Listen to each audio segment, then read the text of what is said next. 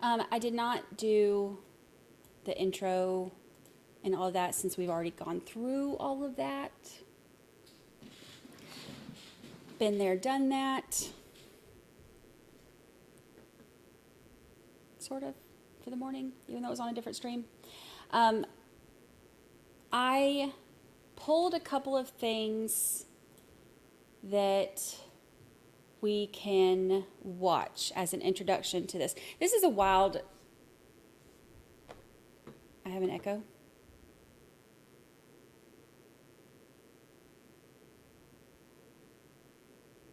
How do I have an echo now, but I didn't have an echo before?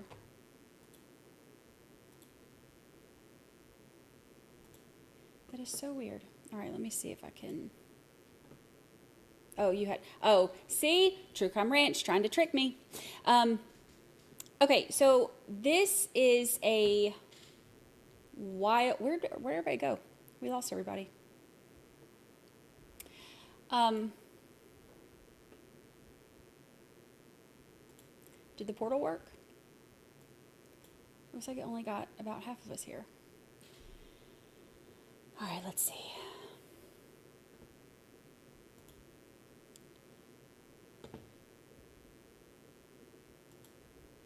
All right. I don't know. Sometimes the portal doesn't work for everybody, but they'll find our way. Good point, Melly. They didn't buckle up. They didn't pay attention to the directions. All right, so this is a wild one. It is very interesting, and I've seen, like, I mean, it's been on A&E. I'm pretty sure it's been on Dateline. It's been on a whole bunch of different things. There was a lot of coverage on this one because it was so high profile. So I think this will be a really interesting one to watch, and we'll see if they have a different outcome than the first time. Now, I found this part. I wanted to play a couple things. The audio from the first trial was like 5 years ago, so the audio from the first trial is not great, but we can pull a couple things and you know, listen to that while we're keeping an eye on jury selection. But this one is, this is the, I think a pretrial hearing.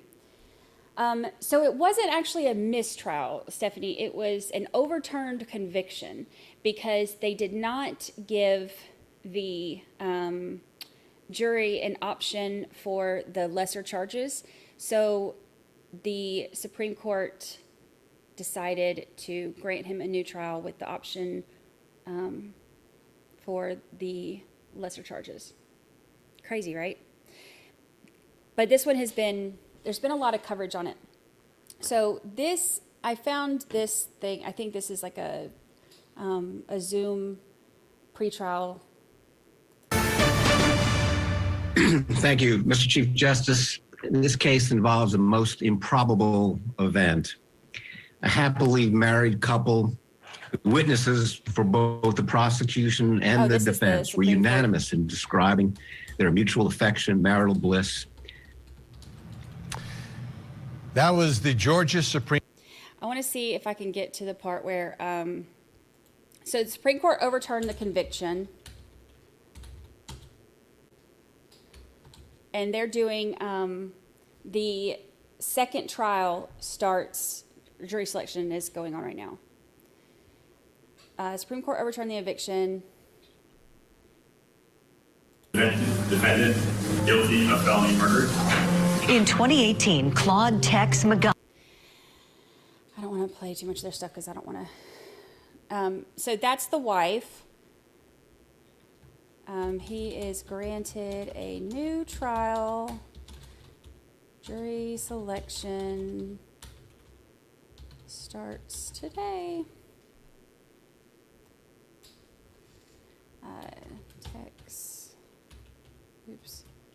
Tex McIver.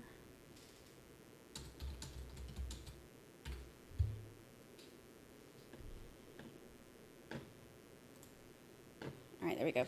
I was hoping I had the,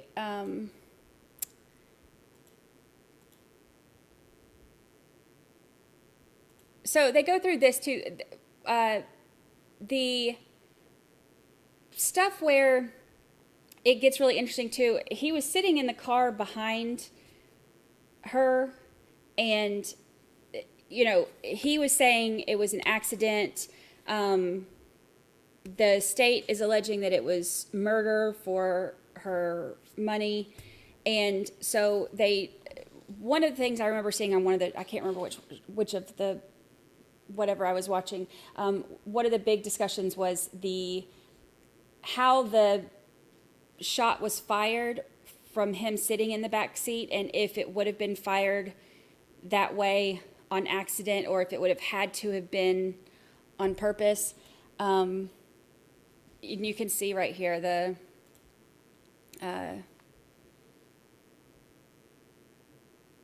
the shots. The audio, and I can play some of the other stuff, but just the audio is really bad on the first trial, like really bad.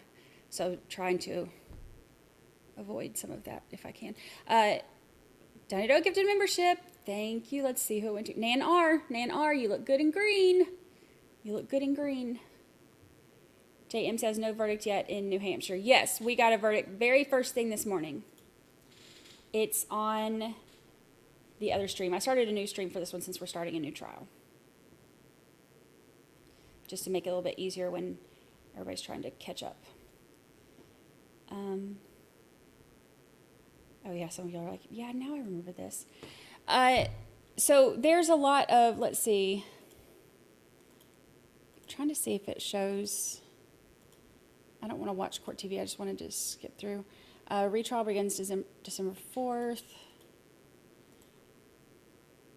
I was trying to get to, I thought they played the, let me see if I can look. I thought they played the Supreme Court thing. I'm going to see if I can find it on. They only played part of it here. Text me. McIver.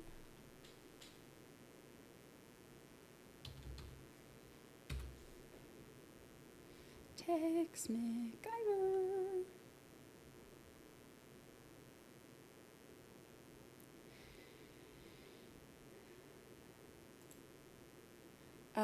Let's watch the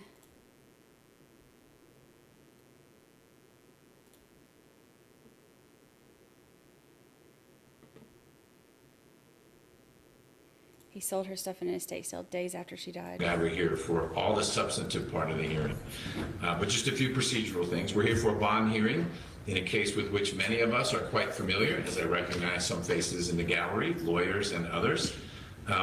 Courtroom 8D is a mask optional space. I have about 900 vaccines jabbed into my arm, so I'm all right with it. I don't require people to take their masks off. This is from the YouTube feed. The issue or Ms. Patel? Okay, anything before we bring Mr. McIver out? Look how good the video is on this one, though. The audio, this is not the first trial. This is the hearing after when it got Ms. Rivers, are you able to hear us? when it got overturned. First trial, though. Great. Well, let's get on the record in case 17 SC 153902. It's State of Georgia versus Claude Lee, aka Tex McIver, and we are here today to discuss bond. Mr. McIver was convicted of felony murder and aggravated assault and a few other offenses. Was sentenced necessarily to a term of life in prison. That conviction, parts of his convictions were overturned on appeal by the Supreme Court. So we are back in a posture of Mr. McIver facing charges at least for aggravated assault and felony murder. And we need to talk about getting ready for that trial if it's going to be a retrial. But more importantly, specifically for today, I'm going to hear from Mr. McIver's lawyers about bond, and I will hear from the state about bond, and we'll go from there. So, when you're ready. Your Honor, you have correctly recited the history of the case. Mr. McIver is now facing, I believe, 3 counts felony murder, aggravated assault, and possession of a firearm during the commission of a felony. You previously granted a directed verdict on the 2 influencing the witness counts. He has fully served the 3rd, which was affirmed, and of course, Fowler's murder he was acquitted of. So we have 3 counts. You previously set bond for those 3 counts as well as all the others. To remind you, in an order dated January 16th, 2018, you set a bond of $100,000 for felony murder, $100,000 for aggravated assault, $20,000 for the firearm charge, under the 10% provision that Fulton County and the Sheriff's Office and the pretrial recognizes. So the total bond on those 3 counts, which are the only 3 counts remaining, were $220,000. 10% would be, of course, $22,000. He is in pretrial status at this point. He is presumed innocent. I don't need to tell you, kind of the basic rules of the road here. We, fully anticipate having a trial. I would, if I may point out, that the Supreme Court decision noted the weakness of the case, describing it as thin and weak, I believe, were the 2 phrases it used, in finding no harmless error from the various issues that the Supreme Court found necessitated a retrial, not just the lesser included offense problem, which maybe some would view as being somewhat technical, but also the what we decried throughout the course of the trial, the quote second will evidence and the evidence regarding which hospital they drove to. All of that's now been ruled out, and we think the defense case will result either in a directed verdict or an acquittal. So he's now serving time for nothing that he's been convicted of. He served, as every day of his 5 years for the influencing of witness charge, which the Supreme Court affirmed, and we would ask you to set bond in the amount of $220,000 under the 10% provision. Ms. Clark-Palmer, my partner, will address some of the conditions of bond that we propose. I would just kind of prefatory say that we think very few conditions are necessary to assure his appearance. We will be ready for trial. We understand the prosecution has some dates in mind. I don't know how serious they are about that, but at any rate, we will be ready for trial when you're ready for trial, and the prosecution is ready for trial. The only thing I would note is we've all got issues with Judge Glanville, as you may know, and so we're going to have to figure out what's going on with his cases. And other than that, this is an older case, so if we set it down for trial, take precedence. yeah, you tell Judge Glanville that his 28 defendants, all of whom have been denied bond, are going to have to wait. But anyways, that doesn't need to be officially on the record. I know the court reporter's writing it down. Too late, is that what you said? Yeah. So anyways, I'm going to turn it over to Ms. Clark-Palmer to address any questions you have about what conditions would be appropriate in this case. And then, thank you for your thoughts. Sure. Good morning. We would like the court to allow Mr. McIver to live with his sister, Ms. Dixie Martin, who lives in Texas. And we could provide, if it's okay, we could put the address on the record. We'd rather not, if that's okay. We could provide it to the court, to the prosecution. Something we're going to go over in a minute too. There was a shooting in, what was it, like 1990, early 90s, something like that, where that came out in the first trial too. I'm going to tell you all about that in a minute too. If bond will be set, and I think that that's the right location, I'll make sure to get that address. You don't Okay. have to put it on. Telling me it's in Texas is important because that leads Right. to some things I'm sure you're going to address, because Texas is not Alpharetta Correct. or Smyrna. It's many states away. Yes.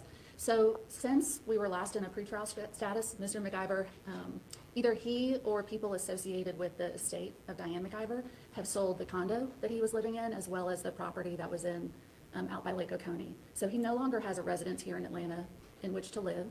He doesn't have any family members here to live with.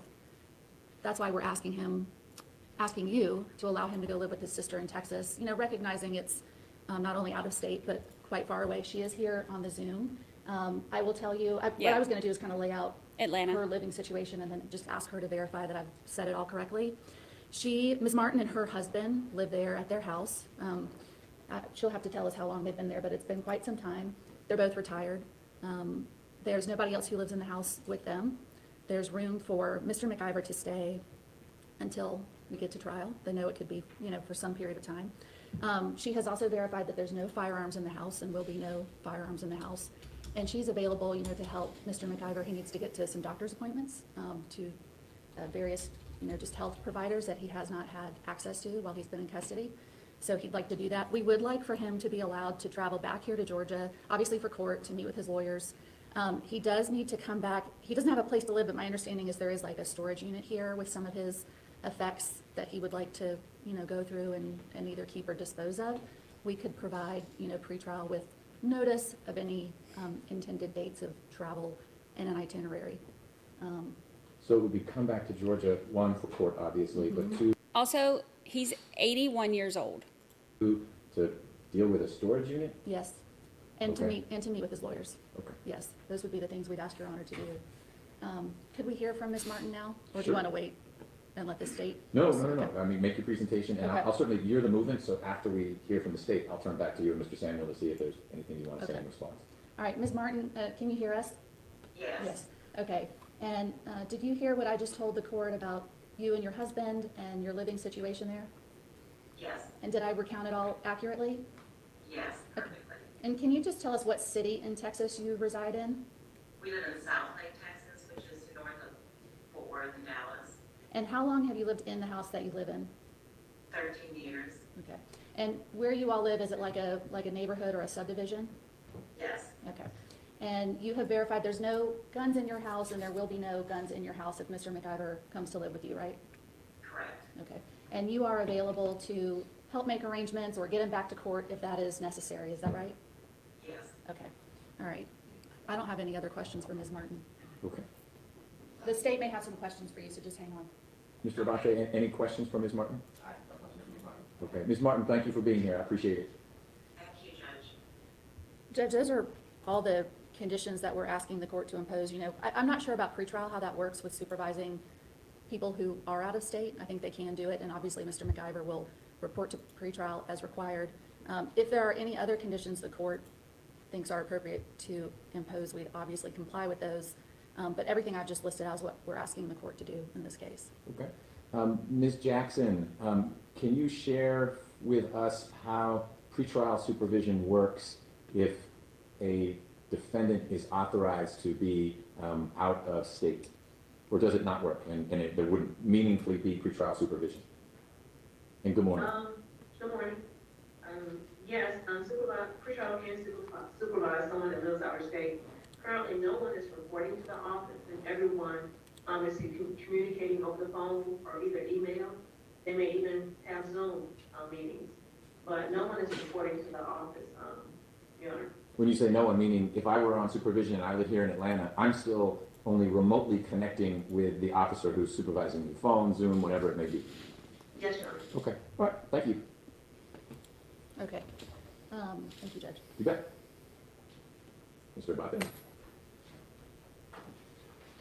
Well, before you, I assume there was no one else from whom you wanted me to hear. I noticed there might be a couple of other family members on, the client is here, but you shared what you want to share. Yes, that's right. They were just here to observe and be supportive. Okay. This is after they overturned his last conviction. Good morning, Judge. Good morning.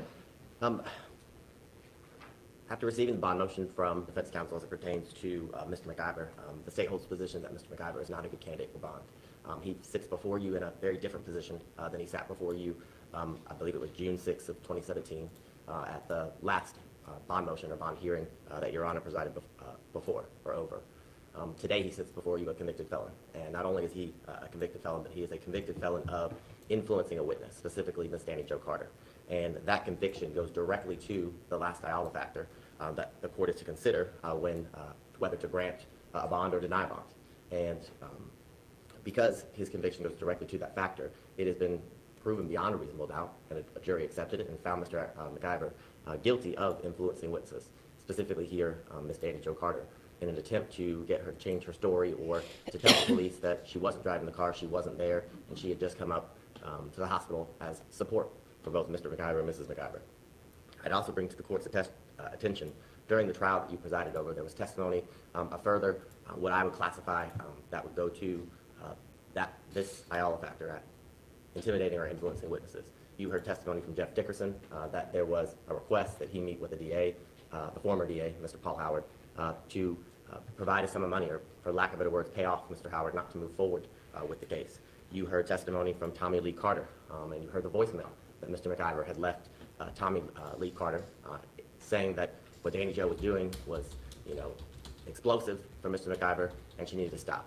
And that voicemail was made after Mr. McIver made several attempts, many phone calls in order to connect or make contact with Ms. Carter after she didn't show up for a meeting that Mr. McIver had arranged with the media and other members of the media and his counsel in order to say things that he wanted her to say. Ultimately, why she went to Mr. Cardwell's house and opted not to speak with anyone related to Mr. McIver or any media related to this incident that led to the death of Diane McIver.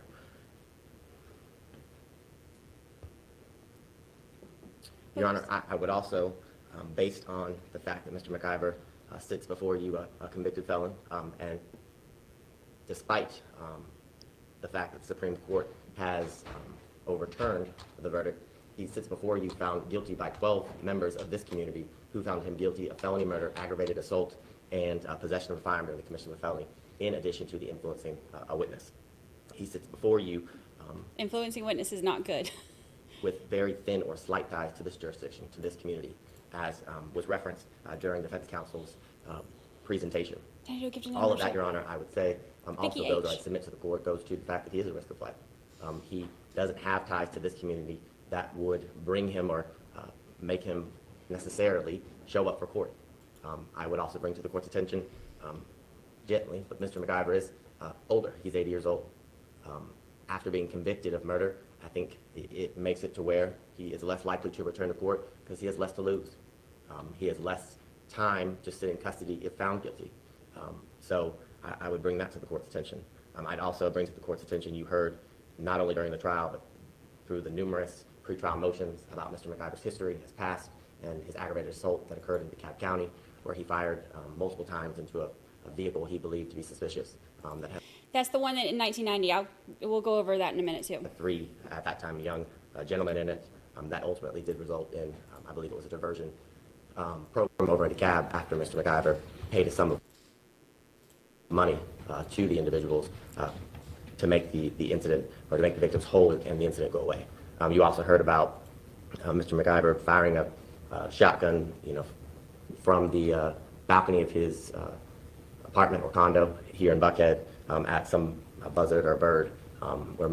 Also, Buckhead, so you know, is like the super ritzy part of Atlanta. It's like kind of what Beverly Hills is to LA. That's what Buckhead is to Atlanta. Mr. Rucker went, I would say, for a long time during that hearing about that incident and how reckless that was, not only to himself, but to the members of the community below him and around him at his condominium. So based upon all of that, Your Honor, I would respectfully request that you deny defense counsel's motion for bond. I share the same sentiment as Mr. Samuels. The state is ready to move forward with this case and do so in a timely fashion, not one that is delayed or belabored by any means. The state filed a couple months ago a motion specially set, and the state stands behind that and would respectfully request that this court try this case in a timely fashion as requested by both defense and the state. The state has several victim impact witnesses who would like to make a statement to the court when Your Honor deems appropriate. Now is appropriate. Your Honor, I can't remember if we dealt with this before, but I was just looking at the statute under the definition of who qualifies under the Victim Rights Act, so I do have an objection, but I don't think it fits the statutory definition. Okay, objection is noted. Who do you want me to hear from? Your Honor, there are 4 statements. Mr. William or Billy Corey. Thank you, Holly Mack. Address the court, as well as Ms. Elaine Williams, Candace Hall, thank you. Harwell, and Ms. Danny Jo Carter. Okay, go in whatever order you want, and we'll try to keep these as succinct as possible, but I think it's important for folks to be heard. It's an important issue. And Mr. Corey is going to go first. Would you like him to stand at the podium or back here? So the court reporter will want folks at the podium just for audibility. So if you don't mind helping folks one at a time get to the podium, that way Ms. Rivers will be able to hear specifically what's being said. Yes, sir. Thank you.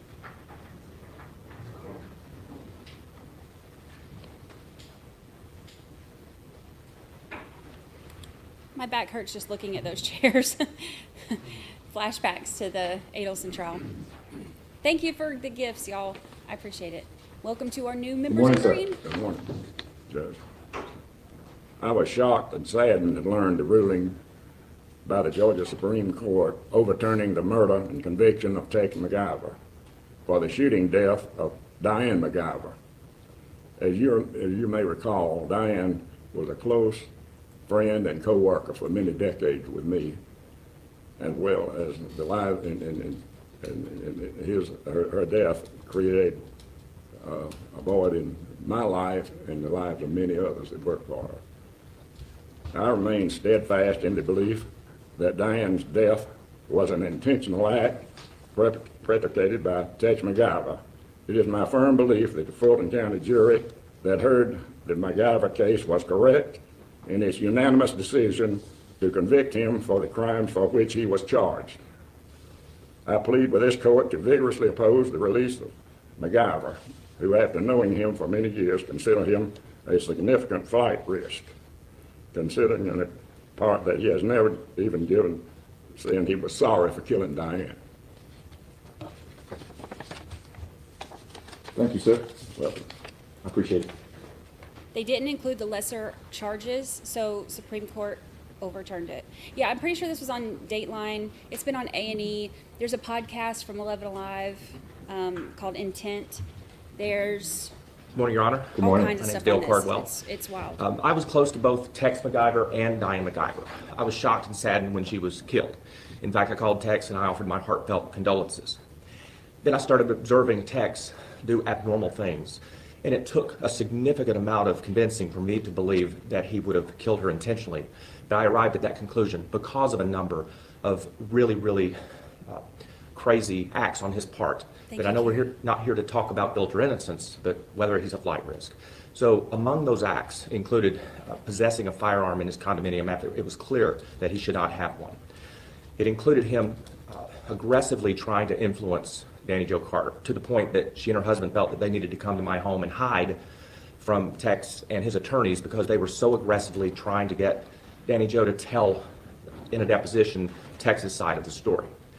Tex is a very bright gentleman, and he is very resourceful, and he has a lot of friends in a lot of influential places. And while I understand the circumstance of where he would stay, being in Texas so near such a porous border would create such a temptation that I don't think that that would be a wise move. And finally, Tex has the ability to contact people and to manipulate situations. And if he is released on bond, I think his defense would be more than happy to offer delay after delay when the court, I believe, is charged with trying Mr. McIver within 180 days of the reversal. And so in order to deliver justice for Diane McIver, I believe that Mr. McIver should stay in custody. Thank you, Mr. Cardwell.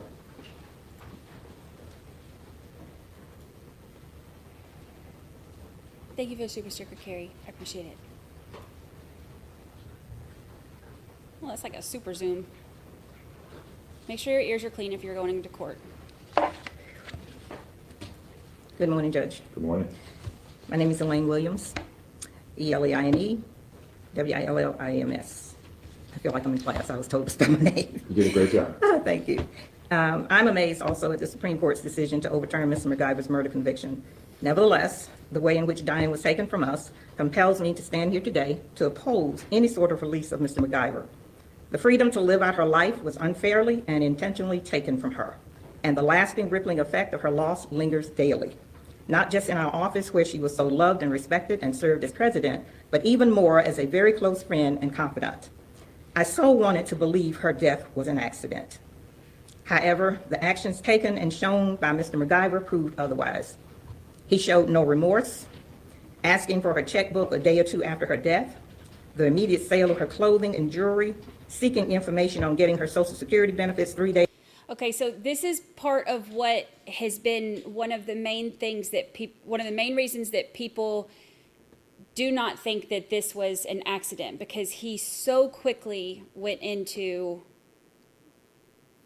financial gain mode. Days after her death, and the non-communication of her disposal, resting place, or even a simple celebration of the love, time he spent with her, or the so-called wonderful life they shared. In my belief, all showed that Diane's death was an intentional act committed by Mr. McIver. do you have a view on the elements I need to consider, which would be risk of flight or Yes, I intimidating do. witnesses? You do? I Okay. do. I remain firmly in my belief that the 12 jurors selected by both the DA's office and the defense team representing Mr. McIver heard and reviewed all the evidence presented, made an honest, unanimous, and correct decision to convict as to the crime Mr. McIver was charged. Therefore, on behalf of myself and all of those lives who were changed forever that awful day, who to this day still have no closure, I strongly oppose and plead with this court to not grant this bond in the name of justice for Diane McIver. Judge McBurney, it was not love that killed Diane McIver, but one silver bullet and 12 pounds of pressure. I do believe that he is a flight risk. I do believe that he is a danger to other people based on the actions that he showed. Thank you. Thank you, Ms. Williams. Thank you, Beth Henderson, for the super sticker. Impact service from the stage. We're going to go over the timeline of how quickly everything happened and all that in just a minute after we watch this bond hearing. Hello again, Ms. Carter. Hello, good morning. Good morning. My statement's been kind of, some of it's been cut out, so I hope I don't stumble. There are many things that I could tell you about how this man has impacted my life, but today is about the possibility for bond. I can tell you that in December of 2016, when he was released the first time, 2 of the conditions of his bond were to have no contact with me and to have no possession of firearms. Tex McIver did make contact with me, coming into my salon and getting his hair cut, sending me notes by messenger. I didn't report this because at the time I was not sure that it was not an accident. His behavior became more bizarre to me and disturbing, calling my husband, telling me to stop talking to the police, that I was going to have him put in prison. In the investigation by the district attorney's office, the Glock 19 was found in his sock drawer, but during a 3-day hearing, he accused Billy Corey of having planted the gun in the condo. The gun was registered to Tex's brother. His lying and manipulation resulted in the revocation of his bond, and he spent the last 8 months before trial in jail because he did not respect the conditions of his bond. His friends accused me of taking money from Billy Corey for my testimony. My testimony had nothing to do with his intentions or what was on his mind or in his heart. They were only the facts about what happened the days before, during, and after Diane's death. This is a fact. I am fearful of his release. I know he blames me and Billy Corey for his incarceration. This is a fact. He had no respect for the conditions of his bond the first time. I ask these questions. Why would he do so today? Why would you give the same man the opportunity to lie and manipulate? Thank you for this time. You're very welcome, Ms. Carter. Thank you for being here. Mr. Bate, anything else from the state? Mayor, I with all that, the state respectfully requests even after this council motion from bond, as we believe that he is flightless and that he does risk the intimidation or influencing of witnesses as he's done in the past and he was convicted for it. So based upon all that, we respectfully request even after this council motion from bond. Okay. Ms. Clark Palmer or Mr. Samuel, welcome to round things out as the movement. At a minimum, I need you to further reorient me to those many years ago. I understood you to say, Mr. Samuel, in your opening comments, that at the time of trial, Mr. McIver was in fact on bond. So he had had his, I remember the bond revocation, I was there for that. Yeah. So he had his bond revoked, and then at some point, it was reinstated? Correct. Okay. We had some hearings about that? What, just I woke up one morning and signed a reinstatement, or what was the process that led to that, as best you remember? I think the reason that I don't have a very clear memory was before Mr. Clark Palmer and I joined the defense team, but he was out on bond during the trial. He was out on bond before the trial. I can't remember the first day of trial, but it was February or March, and the bond order was January 16th of 2018. That's when you reinstated bond. Okay. And you signed this, and I've got a copy of it. I don't doubt you at all. You wouldn't have said it if it's not what the paperwork said. I just was wondering if it was the passage of time, because we hadn't been able to get to trial, what it was. I remember why I revoked the bond. I remember that hearing very clearly. That's and right. the efforts of previous counsel to blame everyone else in Mr. McIver's life for the gun being in his sock drawer. Right. Didn't work out well. That's right. But you reinstated bond. So you obviously, I'm sorry. I was just wondering why. I recall. Okay, well, I'm asking Mr. Samuel right now. If Mr. Abadi was there, maybe he could enlighten me too, because I believe it was before I got in the case. Mr. Clark Palmer and I got in the case either mid or late December of 2017 or early 18. The order is January 16th, 2018. I don't believe I was here for the bond reinstatement hearing. Amanda, do you remember? You would take credit for it, I'm sure, if you got the bond reinstated. I believe that's true. My guess is that Mr. Harvey was clearly here because he was A lot of involved even spice. earlier. He's in another courtroom today, so couldn't avoid that. All right. What do you remember, Mr. Bate, about why bond was reinstated? The bond was reinstated, but I believe the last bond hearing was June 6th of 2017 hearing. I believe it was 42 or 43 days after you had revoked the bond, after the April 23rd, 25th, and 26th, 3-day motion to revoke bond hearing where you actually did revoke the bond due to circumstances. At that point, Mr. McIver remained in custody. You had listened to a couple of jail calls, 3 being, I think one, Mr. McIver referencing, just called Judge Schwall and will get me out. 2, he was talking about providing a Jaguar to Mr. Hughes because, you got to feed little birdies or something along those lines. And then the reason he remained in custody, you kept your ruling in abeyance. And then all the documents that were seized from Mr. McIver's residences remained, I believe, in your jury room. And the taint team was trying to go through everything as fast as they could. It was a private firm, Nelson & Mullins, who was doing that. Due to the voluminous amount of documents, both sides needed an opportunity to fully go through it and argue about whether it was privileged, not privileged, and things of that nature. So the trial was delayed, and that's when after the trial was delayed, you reinstated bond. I believe that's when both Mr. Harvey and Mr. Samuels took the place of Mr. I think Howard Barco and then and Judge Hill. Former Judge Hill, yes. And I'm sorry, when she's done, I'm realizing now this January 18th order amended the bond order to allow him to come to our office. So this isn't when he was readmitted, the January 2018 bond order. It was actually quite a bit earlier. Right, and I'm remembering that. It was the delay occasioned by the necessity of having a tank team to make sure that there weren't protected materials, privileged materials inadvertently disclosed to the state. And Nelson Mullins did its best to get through that, but it took long enough that I view that as a state delay, not purposeful, necessary, and that ought not to be a reason for Mr. McIver to stay in custody. And I believe you reinstated bond originally, I think it was October of 2017, because during the June bond motion, after he had been revoked, Mr. Rucker had indicated to the court that the state intended to have the trial sometime in September, I think it was September 18th, actually, 2017. But unfortunately, due to the delay of Nelson and Mullins having to go through to sit through all the documents that were seized to both of his residents, that delayed the trial, and that's when esteemed counsel joined.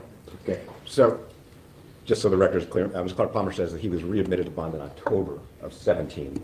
So he was out for close to 6 months prior to trial. Whatever the cause was, he was out for 6 months. And there was no flight, and there was no danger to the community during that period of time. Let me just. I don't think I need to respond to what some of the witnesses said. Obviously, they're displeased with the Supreme Court. But those of us who are members of the bar know that when the Supreme Court rules, we don't question, A, their wisdom, and second of all, it's meaningful. I mean, I'm not going to sit here and brag about the practice of law, about the Supreme Court, but they made findings which negated the conviction. And for the state, which did this in their pleading, to say, well, 12 people decided this case. And then the Supreme Court reverses it and said they decided it without having been properly instructed, hearing inadmissible evidence, more than one item, the hospital evidence and the second will evidence, criticizing the prosecution for some of its, at least close to being racial evidence that was introduced, including the PowerPoint. Maybe you disagree with the Supreme Court's decision. I'm sure all the witnesses disagree, but that's, that's the way we practice law in this state and in this country. The Supreme Court said, in essence, and I may be overstating it somewhat, the trial was unfair. And that's why we get a new trial on these counts of the indictment. And that's meaningful. It means something. And I know you don't, to use a non-legal expression, poo-poo it. The prosecution apparently does. I mean, they repeat again today. Well, 12 people decided this case. Well, why did we bother appealing? Why does the state even bother participating in an appeal if the 12 people is all it takes to lead this man who's now presumed innocent of every remaining charge in this case to stay in jail? So I disagree with the prosecution's argument, and the witnesses, of course, are not lawyers, and I understand that they have an emotional tie to this case. But for what it's worth, the jury acquitted him of malice murder. If you want to talk about what the jury did, they acquitted him of malice murder, which makes it a very complicated verdict to try to unravel here. Found him guilty of intending to shoot, but not guilty of intending to kill. 12 jurors. If you want to talk about the jury's verdict, if it's meaningful at all, they found him that he didn't intend to shoot and kill Ms. McIver. So I don't put a whole lot of stock in that, but it certainly is contrary to what the state's arguing when they say, well, 12 people already found him guilty of murder. And you directed a verdict on 2 counts. The remaining count that was sustained, the Danny Joe Carter count, I'm sure you remember, we all remember, it was a bizarre set of facts. We're at the hospital within 20 minutes of arriving at the hospital, or with, an hour of arriving at the hospital, where he was in the back seat and the gun was in his possession and was shot. And Danny Jo Carter is driving the car. He supposedly tells her, and the jury convicted him, to tell him you weren't driving the car, tell him you just showed up, as if, the car. Wait, real quick. Look at this their Zoom screen. Do you see the cartoon? I don't know who that person is on their Zoom, but he's got like the cartoon thing with like the helmet. Came in on a spaceship or something. It didn't make a lot of sense, and obviously was not a methodical effort to obstruct justice. Even if he did say that, it's completely nonsensical, and I don't think Speed racer. And he has now served 5 years for that conduct. That one statement, he served 5 years in prison for. And I don't think that is evidence of an intent to influence witnesses in the future. If nothing else, the fact that he was convicted and served 5 years would strongly counsel against having any contact with any witnesses. With regard to many of the other incidents that were discussed by Mr. Brandi and by some of the witnesses, those were all known to the court and to the prosecution, both in the fall of 2017 and in the winter of 2018, and you still admitted him to bond. And obviously, given the fact that the communications with Mr. Cardwell and Danny Jo Carter Ms. Carter had already occurred, you found he was still not a flight risk and still not a danger to the community, and admitted him to bond, and he performed without any problem whatsoever after he was admitted to bond. He showed up for trial every day, he was on time, and certainly had no contact with any witnesses. So these episodes that occurred before have already been considered by the court when you readmitted him to bond in the fall of 2017. Mr. Brandi put some significance to the fact that he's 80 years old. I'm not quite sure what the significance is of that. I don't know what that means, but I can't even fathom how to respond to that. Yes, he's 80 years old. I would have said the same thing to you. I don't think that makes him more of a flight risk because he's 80, and I don't understand how that would influence the court's decision here. We think that the most important fact is, at this point, he is presumed innocent, and he performed on bond after you released him in the fall of 2017. He stands ready for trial, and we will be prepared for trial when you set it. And we think that conditions can easily be set that respect the presumption of innocence, as opposed to the presumption of guilt, which the prosecution is asking you to influence your decision here today. And if you have questions about conditions, That's your partner? That's my partner. Got it. They're thinking that the openings, because they're doing jury selection right now. So we're kind of doing an introduction to all of this. But they're thinking that the openings might not start until Wednesday. Thinks that for some reason that flight is something to even be considered at this point.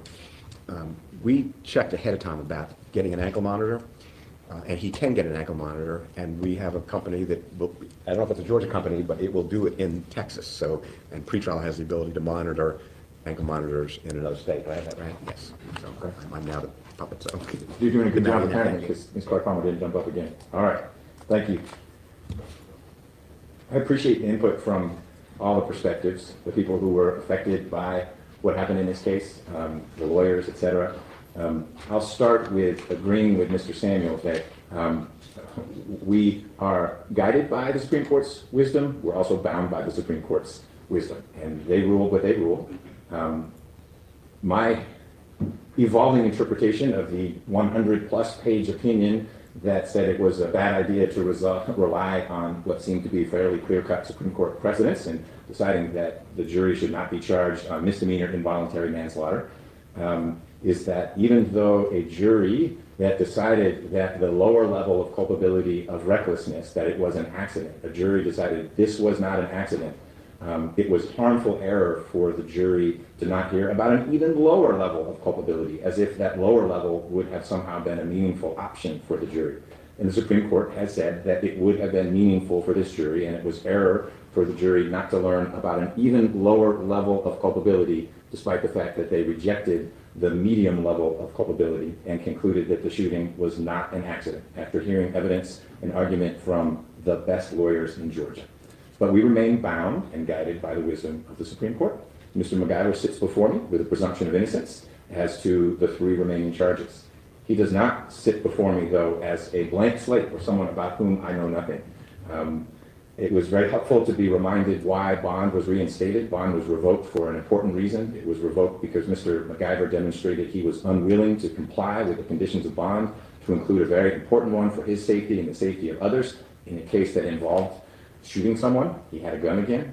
But I felt that it was necessary to undo that decision when the state was unable or unwilling to proceed in a timely manner. And that was more a recognition of Mr. McIver ought not to sit in custody because the state's not ready.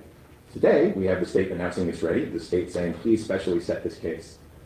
I also have before me a man who has heard a jury say you are guilty of felony murder and will spend the rest of your natural life in jail. Not quite accurate. You'd be eligible for parole after 30 years, and you might outlive everyone's expectations and be around for a parole hearing, but effectively you were sentenced to jail for the rest of your life.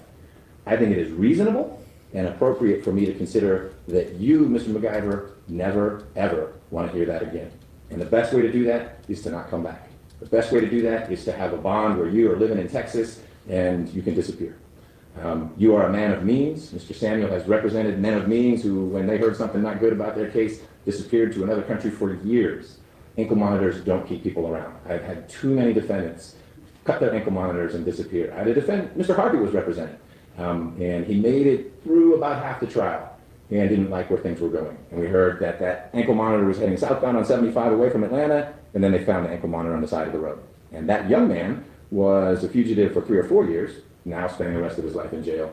You don't have to be a fugitive for very long to enjoy the rest of your life a free man. And that worries me. To me, that is a powerful incentive for you, Mr. McIver, not to come back to court to face much of the same evidence. I appreciate that some evidence has been excluded. I appreciate the observations of the Supreme Court that the case may have been weak or thin. The state's going to need to work with what it has. The charges remain, and the state is ready to proceed. I don't find that there is a set of conditions that I could impose that would guarantee or sufficiently assure me, Mr. McIver, that you will come to court for your trial, that while you are not in court, but awaiting trial, that you wouldn't revert to things I've seen in the past, whether it's being around guns. It's sort of ironic that the state you go to is Texas, to not be around guns. I appreciate that your sister has no guns in her house at this time. Or that there wouldn't be a reversion to trying to contact witnesses to have them think about the case from your perspective. You've got a track record with both those things that remains before me properly. Has nothing to do with the Supreme Court's ruling. But most of all, I am concerned about your willingness to return to court for your trial. And so at this point, I am not going to set bond. However, as before, if there is any date that needs to be continued because the state says we're not ready, then I invite your lawyers to remind me, as I'm sure they will, that I've drawn a pretty bright line that your detention is in part contingent on the state's readiness. And if they back away from that, then we need to revisit this. And the second thing I'll say is that it may well be that your team, Mr. McIver, thought there would be a different outcome, and they may regroup and come up with a different set of conditions to include a location where you might live that is not many states away. And I'm happy to revisit this, not in a day and not in a week, but there may be a set of conditions that gives me the confidence that, number one, you'll be in court when it's time to try this case again. And then number two, no guns and not contacting witnesses or folks who are connected with this case. But as of now, I'm not comfortable that I could fashion a bond with a set of conditions that would allow me to have all those things occur. So with that, I will circle back with the attorneys soon to figure out if we can set a trial date, and that may also inform defense counsel as to how quickly they want to revisit questions of bond, because trial next May is very different from trial in December.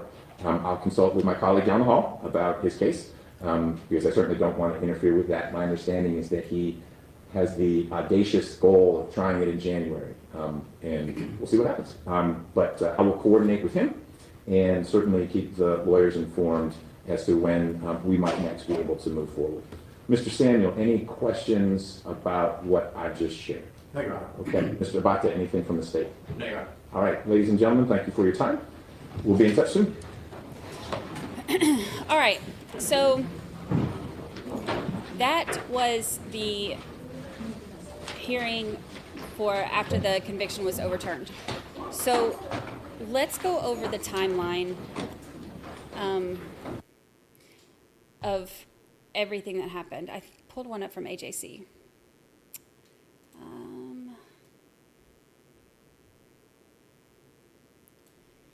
All right, so this is from AJC, Atlanta Journal-Constitution, AJC. A timeline of the stuff that, all the stuff that happened. Okay, so, and this is her, isn't she pretty? I think she's beautiful. All right, so this happened September 25th, 2016. He shoots her in their SUV near Piedmont Park, which is in Atlanta. She dies early the next morning at Emory University Hospital on Clifton Road. September 26th, 2016, so the next day, an autopsy performed determines that she died of a gunshot wound to the back. A medical examiner declares the incident a homicide. And remember, medical examiner homicide only means at the hands of another person. It doesn't mean homicide in the way that, that it means from police. Homicide from medical examiner perspective only means at the hands of another person.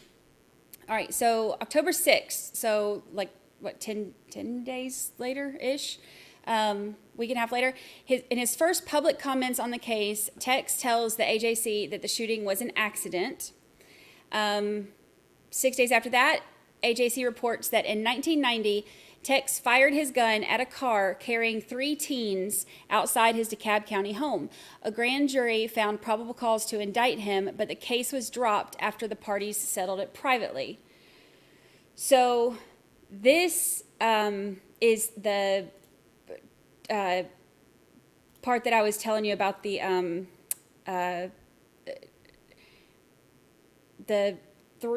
okay, so the kids that came, I say kids. They're kids, they're teens. The gun was fired, I think he lived in a cul-de-sac at the time, if I remember right, and he basically fired the shots at them. He denied that. He said that he just chased them on foot to try to keep, because he thought it was suspicious. And then he ended up paying them off to avoid it, to avoid getting in trouble for that.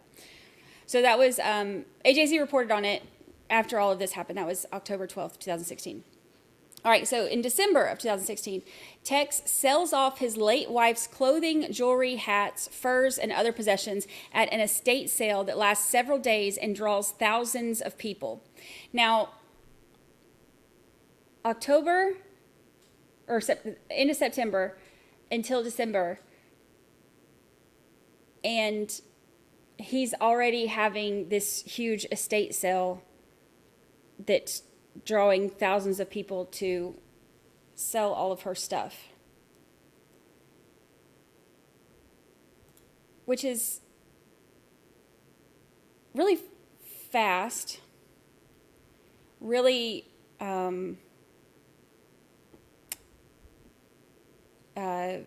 suspicious, according to a lot of people, anybody really that looks at her stuff. So having this big estate sale, that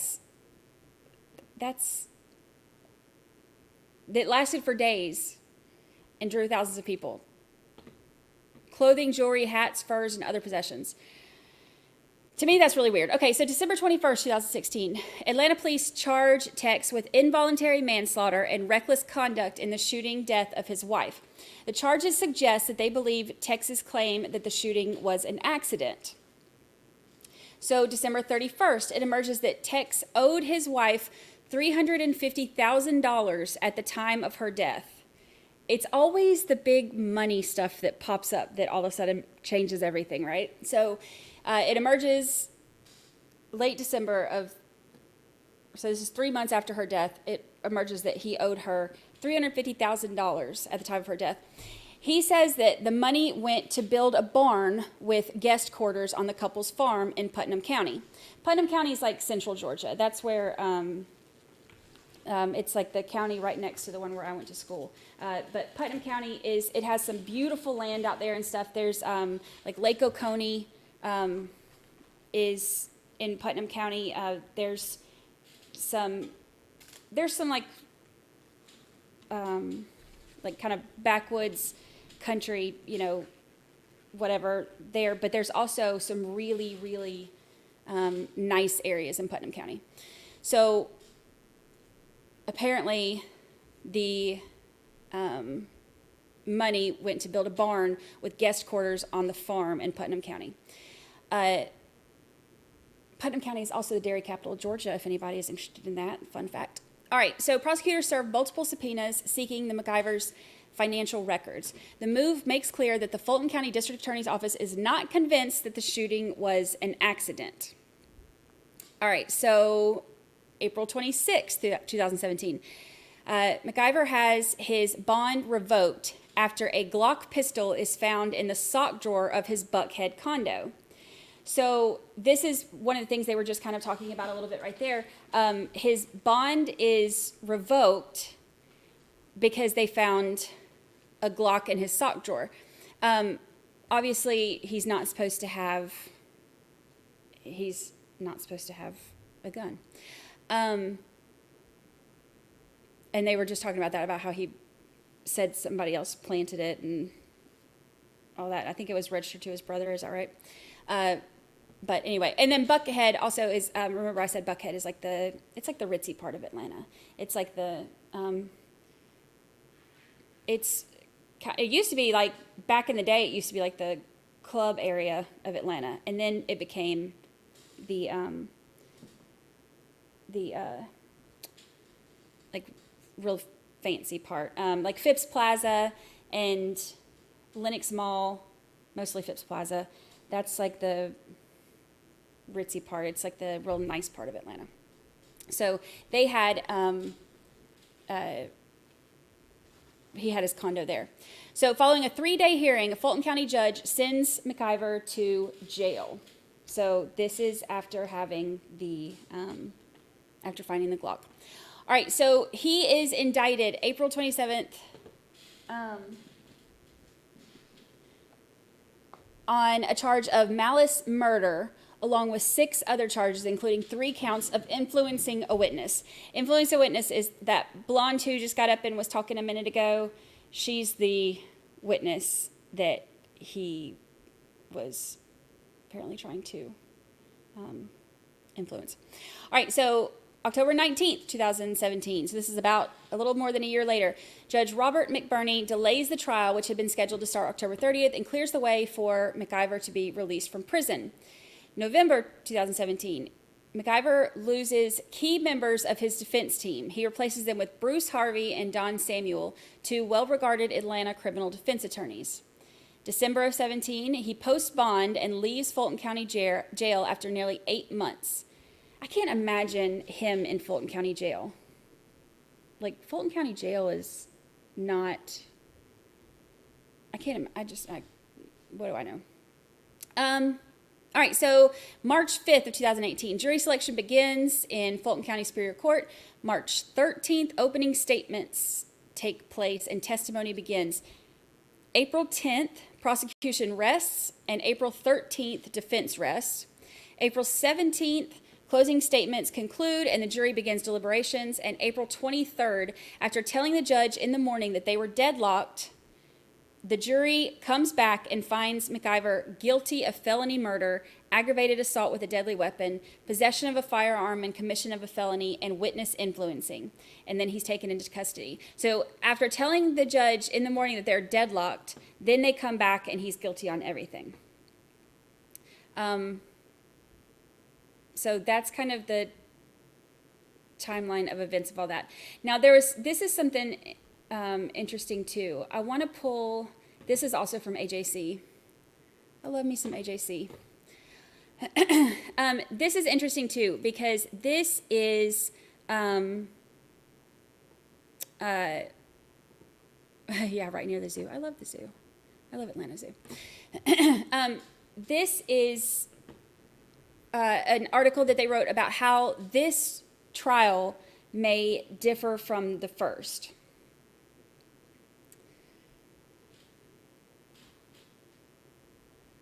All right, let's see.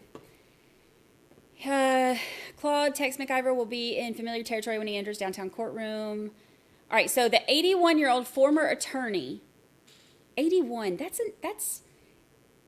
I mean, he ain't no spring chicken, but could you imagine being 81 in Fulton County Jail, much less 81 going through a murder trial again? That's crazy, right? Being retried on felony murder and associated charges, though he maintains he accidentally shot corporate executive Diane McIver in the back as they were being driven through Atlanta by her best friend in September 2016. This time, some of the key evidence that led to his felony murder conviction and life sentence is likely to be left out. So this is some of the stuff that is going to be left out. So one of the things that they had an issue with was the lesser charges, and then some of it was the evidence stuff. So this is going to be some of the stuff that they're saying is going to be different this time. All right, so noting Supreme Court instructions, Fulton County Superior Court Judge Robert C.I. McBurney indicated last week that he's inclined to take some of the sting out of the state's case. That is, unless it can further support the theory that McIver intentionally killed his wife for financial gain. The judge also appeared to agree with McIver's attorneys that McIver's 2018 acquittal of malice murder bars prosecutors from again suggesting that Diane McIver's death was planned. That'll be hashed out in oral arguments before opening statements. So that's an interesting argument.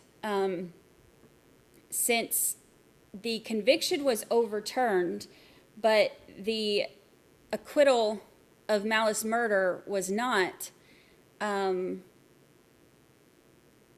since that's not overturned, that's an interesting argument, because that would limit how they can argue things now and what they can bring in as evidence and as theories.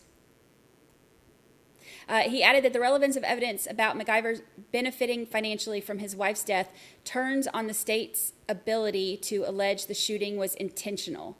It's a case like no other. Rich, white, professionally successful, and politically connected, the McIvers were considered an Atlanta power couple. They had a luxury 3,400 square foot condominium in Buckhead and an 85-acre ranch in Putnam County. McIver was a partner at a national labor and employment law firm, and Diane McIver, 64, had risen to the top of U.S. Enterprises, Inc. after more than 4 decades with the real estate and advertising business founded by Billy Corey.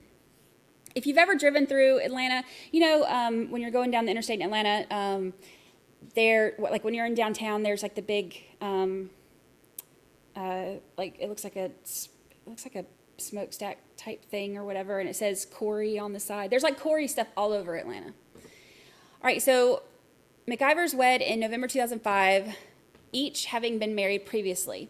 They kept separate finances. That part's important in all of this too, is that they kept separate finances, because part of what they're saying is that all this was because of finances. So even though they're married, they kept separate finances. McIver's lawyers claimed that the couple were madly in love and that the shooting was a tragic accident. They told the jury in 2018 that Diane was worth more to her husband alive than dead, a theory somewhat challenged by McIver's controversial decision to publicly auction her vast belongings shortly after her death. Prosecutors pointed out that McIver's 6-figure salary was dwindling as he neared retirement in 2016, and he owed hundreds of thousands of dollars to his wife, whose higher income remained steady. The state suggested Diane had prepared a new will disfavoring her husband, though the document was never produced. Which is interesting, because if there was a new will that disfavored her husband, but it was never produced, I don't know how that's something that they could bring in, but what do I know? In June 2022, the Supreme Court overturned most of McIver's convictions, ruling in large part that the jury should have been allowed to consider a misdemeanor involuntary manslaughter charge. The High Court also took issues with some of the evidence admitted in the first trial. So this is the part about the lesser charges. So this is all based on jury instructions, which does kind of make me wonder if they had come back that morning, the morning that they got guilty for all of this, if they came back and said that they were deadlocked. And then they came back later that day with guilty on the things that they came back guilty on. If there would have been the lesser charge, would it have gone to that? That does make me curious to know what they would have done with that. But that's only part of it. The High Court also took issue with some of the evidence admitted in the first trial. McBurney acknowledged in his latest order the state's evidence in 2018 of a second will was not particularly strong. That's the will we were just talking about, where he's not favored or whatever, however they worded it, and that prosecutors failed to show McIver knew of it.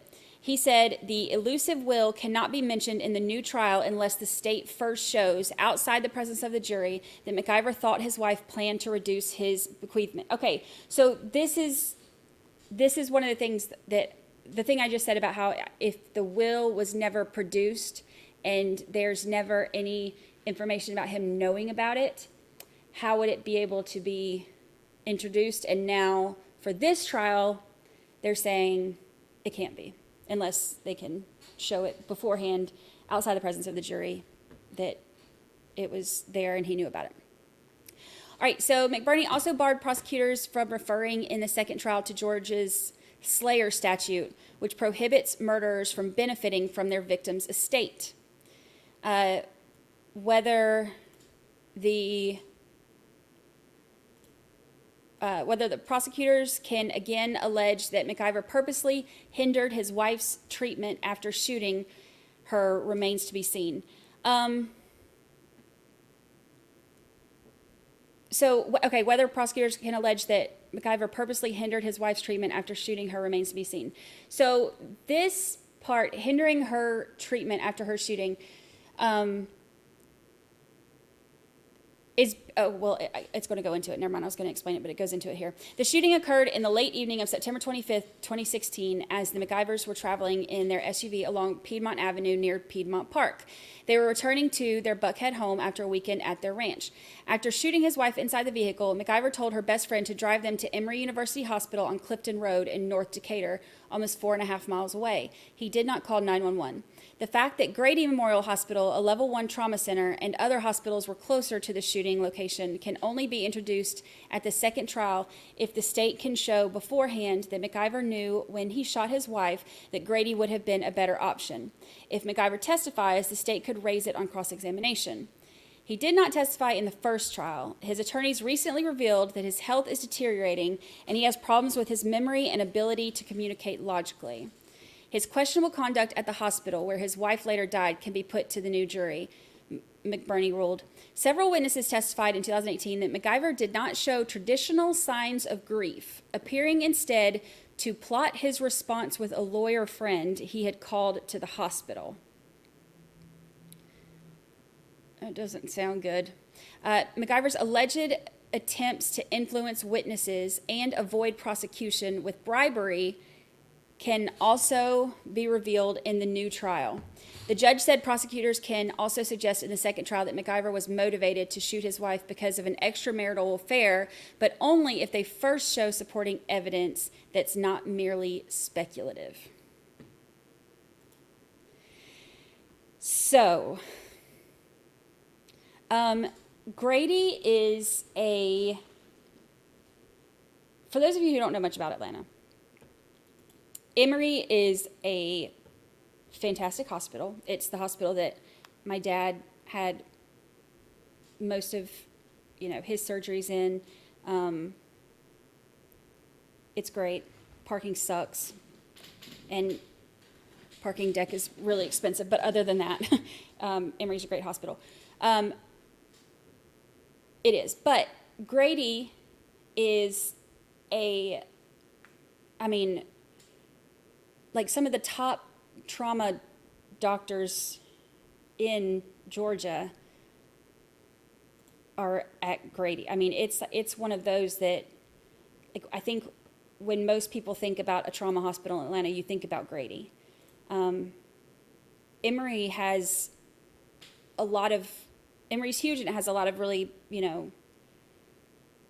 it's a great hospital, but if you're closer to Grady, it would make sense to go to Grady. But then there's also, it's not even just skipping over Grady and other hospitals that were closer to go to, and 4.5 miles may not seem like a lot, but in Atlanta, 4.5 miles is a lot. 4.5 miles is a lot in Atlanta. Yeah, it's a level 1 trauma center. It's absolutely where you want to go. So it makes no sense to go to Emory. And then once they get to Emory, the behavior seemed really suspicious. Don't be suspicious. Don't be suspicious. All right, so that's that. Let's see what else we have.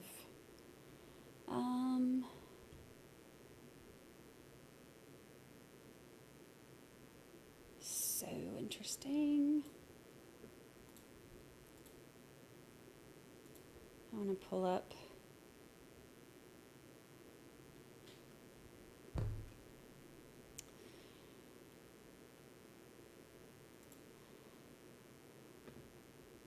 Let's look at that 1990 shooting, because it's interesting too. This whole case is a mess. All right, so this is the 1990 shooting.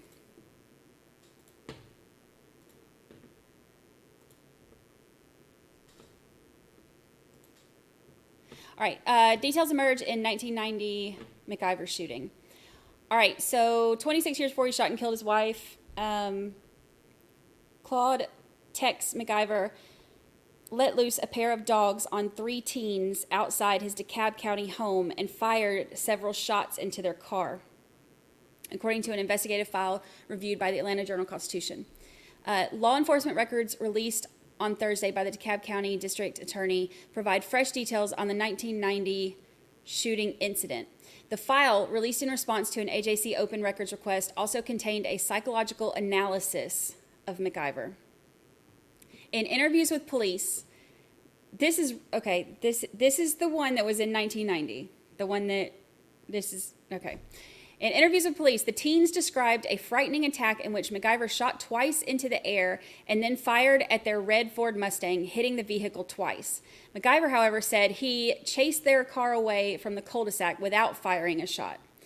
In an odd twist, McIver's attorneys at the time, Stephen Maples, told the AJC this week that he recalled that McIver had fired shots back then. Maples said McIver had fired the shots in self-defense because he thought the teens were trying to run him down with the car.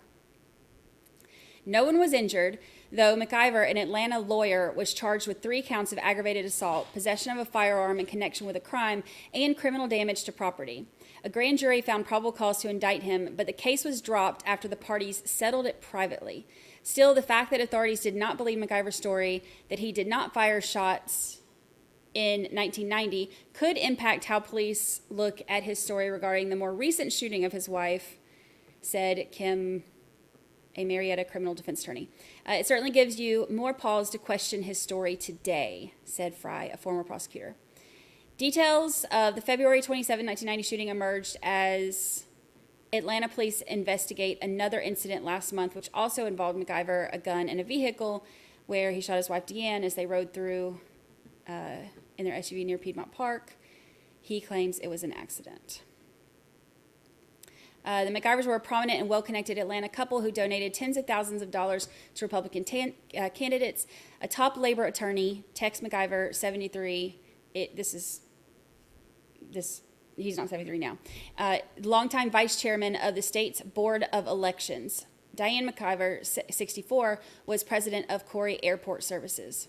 Atlanta police told AJC that they knew about the prior shooting. The teens maintained that they were sitting in the Mustang near Cravey Trail when McIver arrived home and turned loose 2 German Shepherds.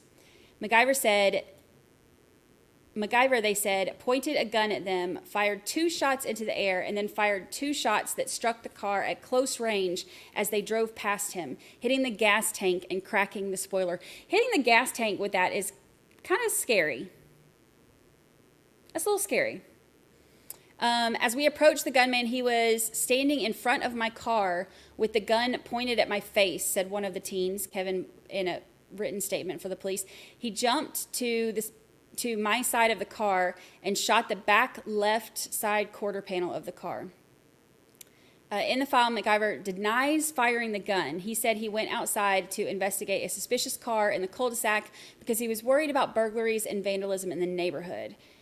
The police report said he chased a red car from the area that had been racing up and down the street. He said that he chased them on foot and did not shoot at him.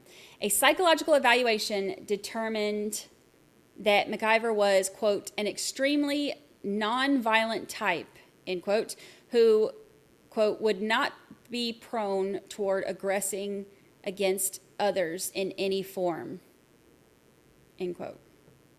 That's his psychological evaluation. Muffin Man's back. Muffin Man, how's it going?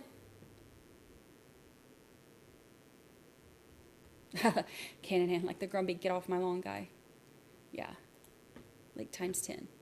All right, so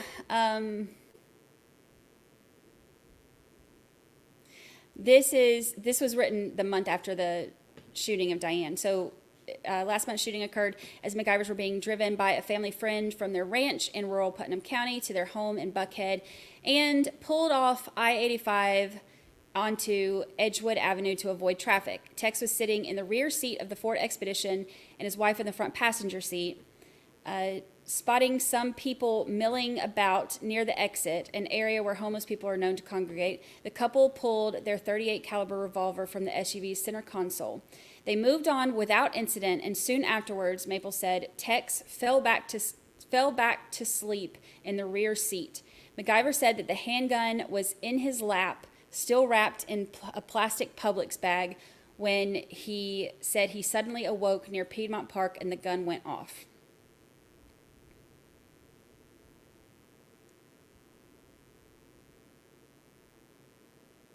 Now, if it's in the, okay, if it's wrapped in a Publix bag,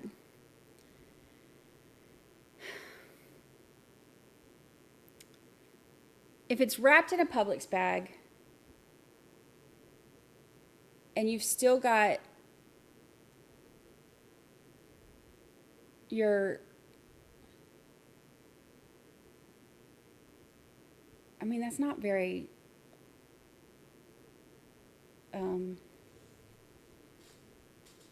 reasonable? Really? I think. But what do I know?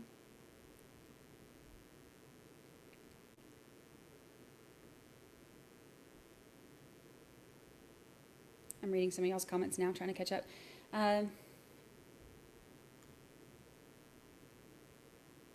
Yeah, it just went off. He fell asleep, apparently. The fact that it wasn't a Walmart bag does make it suspicious. It's always Walmart.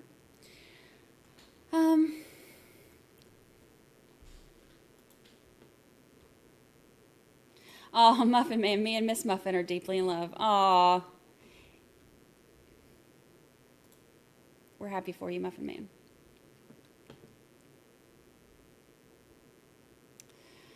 All right, let's see.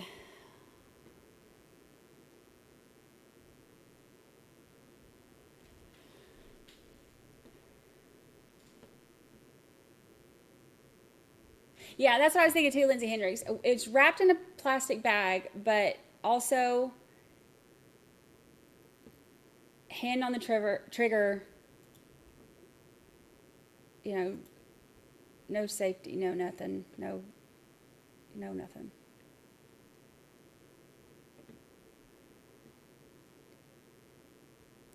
Very interesting. All right, let's see what else we got here.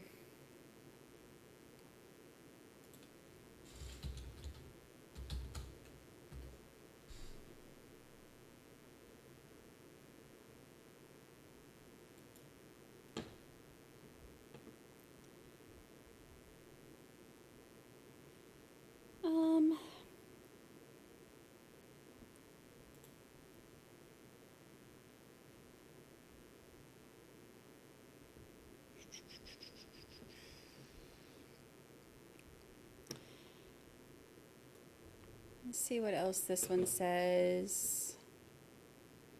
After stopping for dinner in Conyers, Carter testified that she was driving. Diane was in the front passenger seat, and Tex was in the rear passenger seat. And Carter testified that she was not aware of any argument or disagreement between Diane and McIver that weekend or during the drive.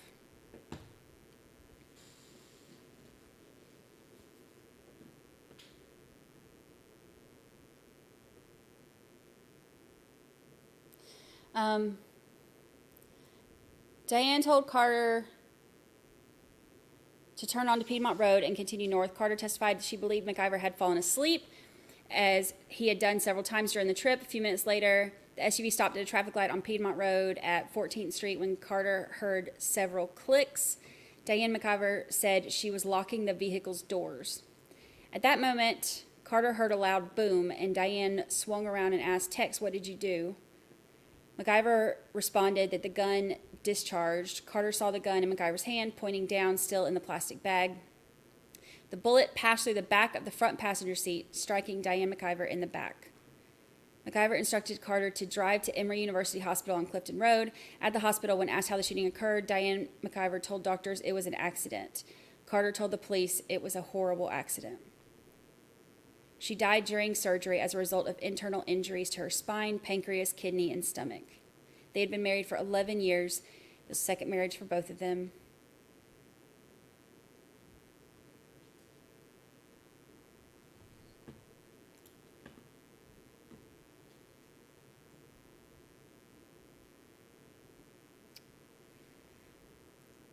Let's see.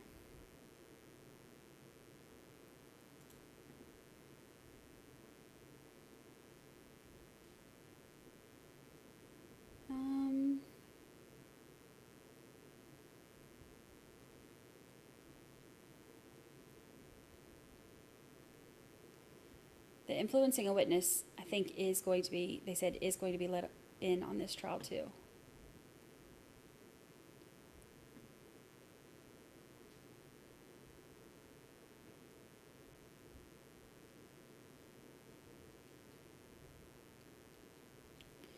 All right, let's see.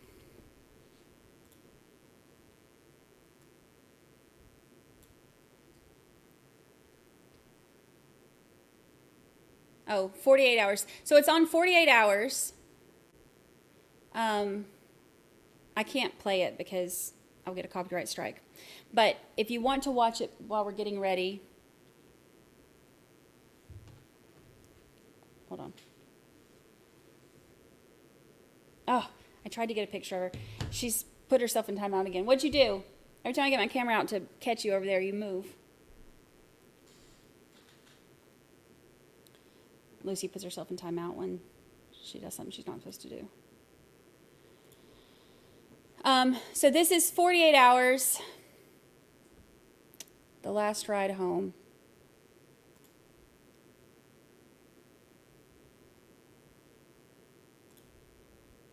We can't watch it on here.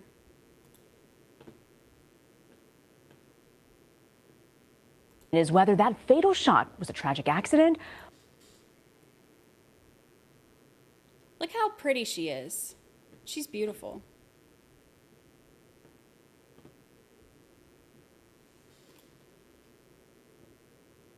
Yeah, they also have a Dateline.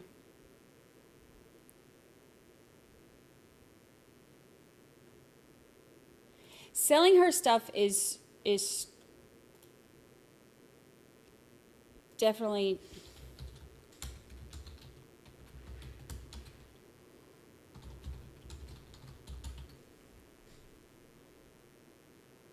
let's see. Let me pull.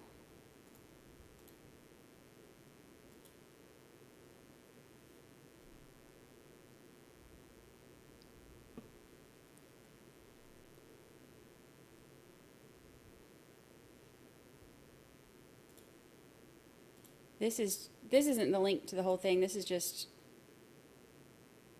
like an 8-minute.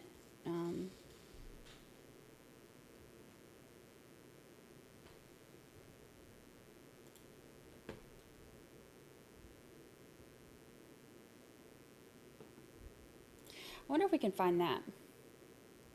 Let me see what I can find. Let's see if we can find his police interview. This is,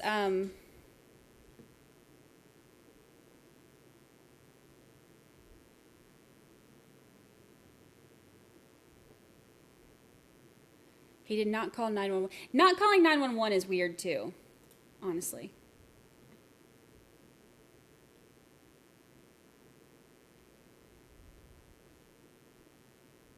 All right, let me see.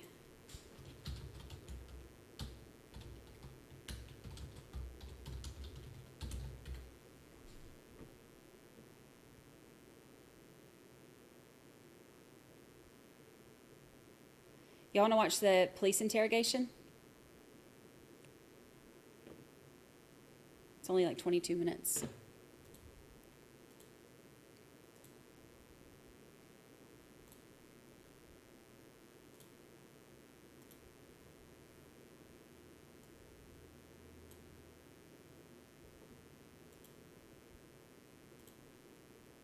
It's probably going to be difficult for you to answer. But take your time. We're in no rush here. We're not here to assume whatever. We're just trying to basically get a timeline of the events that happened and just tell me whatever you can remember. I don't expect you to tell me something that you don't know. That's all we're trying to figure out here. Because I just kind of wanted to start that. From what I understand, you guys were, everybody was at your nice, I guess you got a horse farm or horse ranch down in Putnam County? Yeah. Okay, yeah, I looked at it online, it was quite nice. So how many horses do you have down there? 9? Okay. You guys go down there fairly often? Kind of to get away from the city place? Okay. Do you guys, what day did you guys get down there? Who was there? You remember? We got down on Friday and Danny Joe Curry was our guest. Okay. You got over there in one vehicle? Yes. Okay, that was the expedition? Correct. Okay. Did you guys take turns driving down there? Did somebody drive one of others? I think I drove. Okay. You're looking at I just drive when I go. Yeah, but that's it.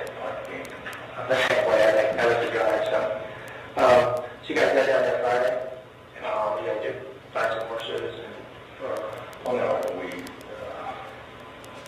we got down about 8 o'clock, had dinner at a local restaurant. Okay. Came in much bit. Okay. And then that was Friday, right? Correct. And then, what happened? What did you guys do on Saturday? Errands in the morning. Oh. I went to the co-op and picked up cattle feeding, things like that. Okay. We ended up buying some food and cooked dinner. Okay. And then on Sunday, yeah, so Sunday, what was Sunday like? How did you guys get out? I'm trying to figure out what happened, what you guys might have done that day, and what time you left. Manager of our place comes at 9 o'clock. About an hour and a half, then he goes to church and takes the day off. And I get up early routinely on Sunday to make coffee and get ready for folks. Had some sausage biscuits. And he came at 9. He and I fed the animals. And I got up with Angel about 10. He had breakfast. He left at 10:30 to go to church. You guys spend anything on Sunday? It's kind of a crash day. Laid around, watched some football weekend stuff, and then left it then we belong to Reynolds Plantation, and we left it then, went over, had a snack, get some balls, and had a few times. So Reynolds Plantation, I actually used to work there. Reynolds Plantation is, it's Ritz-Carlton Lodge at Reynolds Plantation. It's like this huge, there's like golf courses and a bunch of houses and stuff. It's like right there on the lake, and it's like really, it's beautiful. It's really nice, but I worked there in college. Cost about 4 hours, 4.5, right? So For me, it's about 6. That's the other word.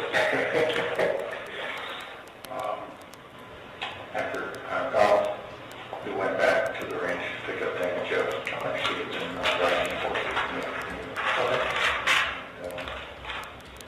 We left there and we met Diane's vice person, so it's a fellow named Craig Stranger. He lives in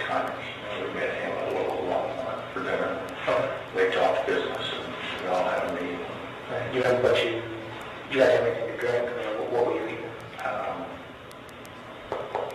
Diane ordered a bottle of wine. Okay. And red wine. Red wine. And wines. And anyway, Mr. Stringer and Danny Joe don't drink. They're free. So, she poured me a glass and poured us up a glass.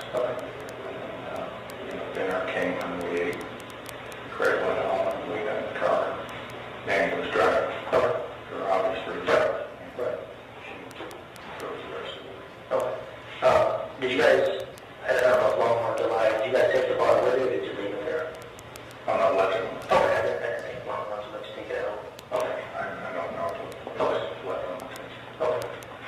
How much was consumed? Just glass each, 2 glasses, we finished the bottle between the two of you. Red wine gives me a headache. So I had a couple sips of the glass she poured, and then she free poured, whatever. But anyway, instead of me, she did that for it. Okay.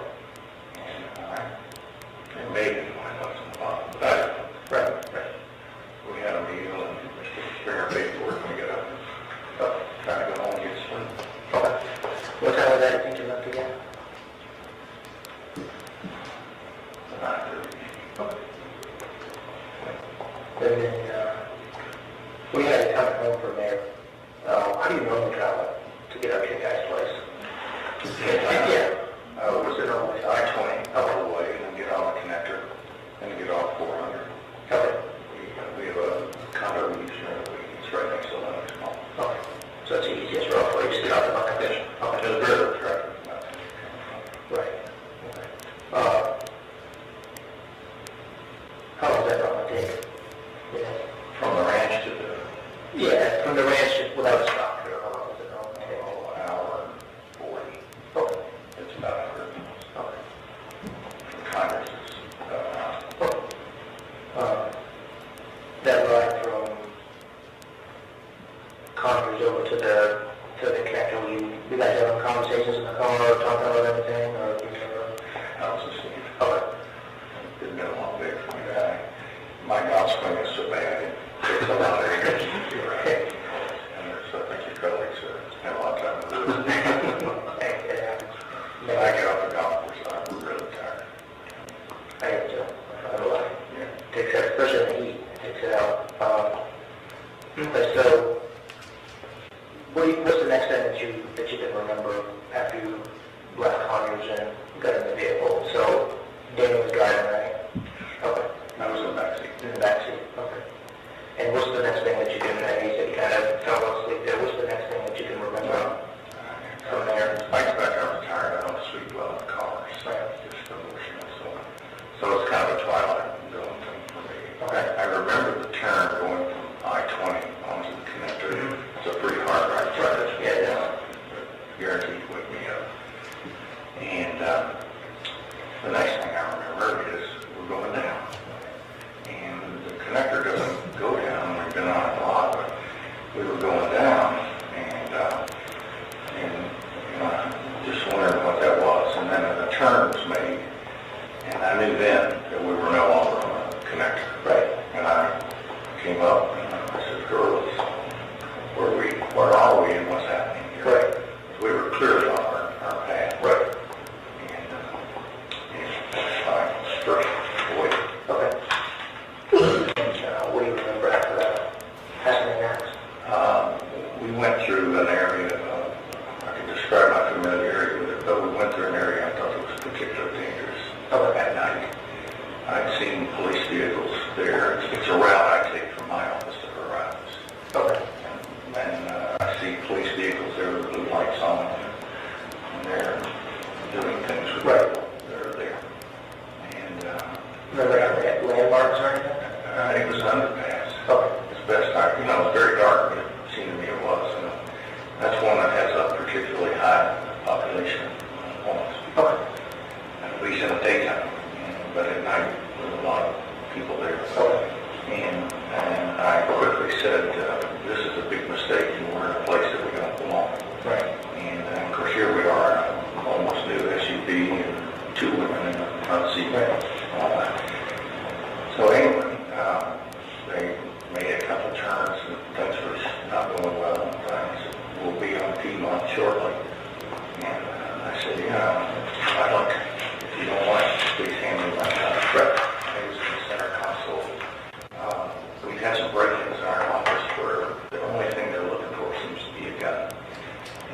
So in response to that, I had wrapped my gun in a Publix grocery sack. So if you open the console, you have no clue what you're looking at, but the flashlight and stuff like that.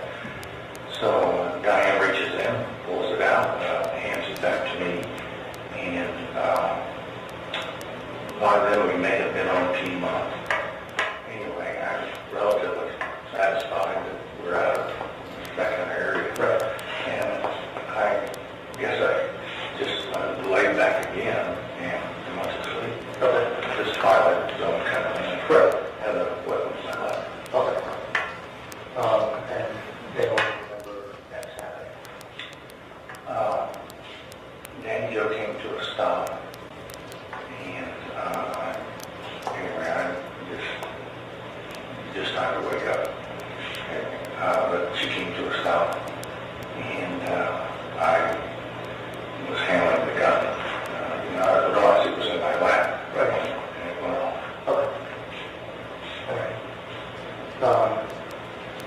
When Danny was looking for, or when she was making these turns, was she following GPS? Was she listening to anything just from her? No. Diane's office is very near there, and Diane was directing her. Right, left. So she knew where she was, basically. My dismay was, it seemed like every turn we made, the street was darker and there were more people milling about. I mean, it was kind of thing that rose the hair on the back of your neck. Is it like down in the Peachtree Pine Shelter in that area there? I mean, sure what ramp would be going down? It skirts around Brady somewhere. Edgewood, you gotta go back under the downtown. Do you think that might be the tunnel type there? It's dark under there. That's the only old zone. Yeah, if you come up, of Edgewood Station and that way, trolley or whatever the big rip-off thing. The streetcar, yeah. Their garage is right there in Bell Street and Auburn and all that stuff. All I know is when I kind of got my head up above and you look out, it was a scene that you didn't want to see. That's the only place I can think of that has a professional.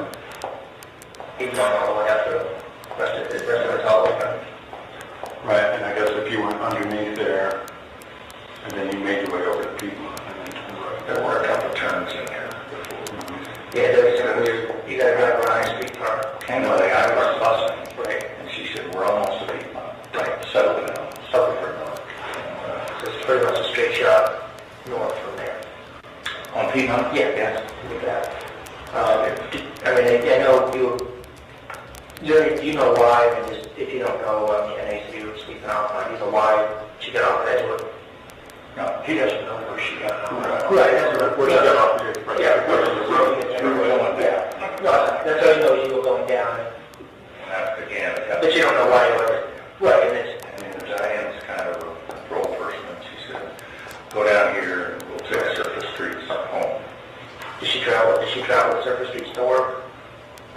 That you know of, depending on the highway traffic? No, but that's her neighborhood. Okay. Her office is that big smokestack, 225 Corey Center. Yeah, the smokestack that sticks on the highway? Corey's. Oh, okay. Yeah. She's right there by the hospital there. Sort of her neighborhood. I guess she felt confident. Right.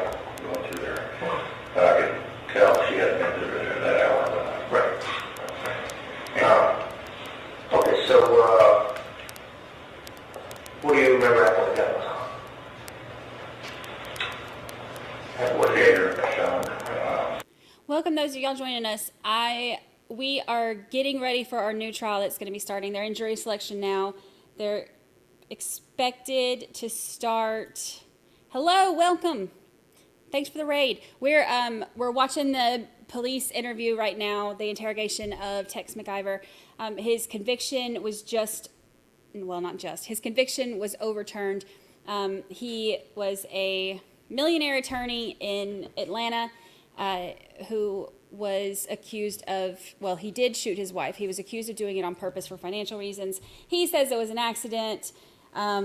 He was convicted by a jury, but it was overturned for a couple different reasons, including not giving, some issues with jury instructions, not giving a specific lesser charge, and also some information about the will that they talked about that isn't going to be let in this time. So they're in jury selection now. He's going to be tried again, and we are watching the, we've been doing kind of a intro into it for anybody who missed the first trial, because the first trial was like 5 years ago. And we're watching the interrogation now. It's only like 22 minutes. We got about 10 minutes left of it. I immediately called out. I said, "Is everybody all right?" And Danny Joe said yes. And Diane, it was kind of slanted. She said, "I've been shot," words to that effect. And I immediately put my arms around her, tried to determine what it was, how bad it was. And then I made the judgment that Emory was the closest hospital. They're a client of our firm, and they're a good bit. So we shot down Piedmont, crossed over the road, hit one side, went into the Daniel Joe driving up with me, telling her the gun is yours? Yes. How long have you had that one? Oh, since I got the car, which was about 13 months. Did you buy it like in a sporting goods store? Yes, Oh, yeah, sure, I can tell you all that. do you know which one? It's called Baines, B-A-Y-N-E-S, Army, Navy, in Milledgeville, Georgia. Milledgeville, Georgia, woo woo! That's where I went to school. That's terrific there. A lot of sportsmen. Okay. Popular. I ordered that from them. Okay. How often do you shoot them? I haven't been discharged a gun in a couple of years. Okay. I don't worry about it at all. Right. You ever taken any, like, safety classes or anything like that? No, nothing. Okay. And it's in, serving Vietnam, right? Correct. So he was in the Air Force. Okay. Army guys. Right. I was in the Air Force too. You know, that makes us smart. Seeing that in the Air Force, we sent the officers out there to fight the war. So, that's kind of branch of the military. It's like a camp. That's like a day camp. Yeah. We had better officers close. Yeah. We ate better, we slept better. I think he's just jealous. Yes, sir. You know, I went to the hospital, you know, where that is. Never forget as long as I live. As we pulled up to what's the door of the ER, kind of a sort of thing, I got out and yelled gunshot wound. And anyway, people were scurrying around and the gurney comes out and I helped them poor Diane. At that point she wasn't very responsive. And they rolled around, and of course I'm holding her hand over there and we go into the room. Maybe 30 as big as this, and it is absolutely filled with people. I can't tell you how impressed I was. I mean, maybe 15 people. And staff-wise, they got a blue of stuff. And I'm still holding her hand, and people are doing everything like you see on TV. And finally, this doctor turns to me, and he's got the long coat, which tells you a doctor versus the intern guy.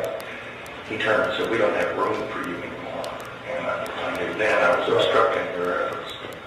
And I moved outside as quick as I could and just watched for the class.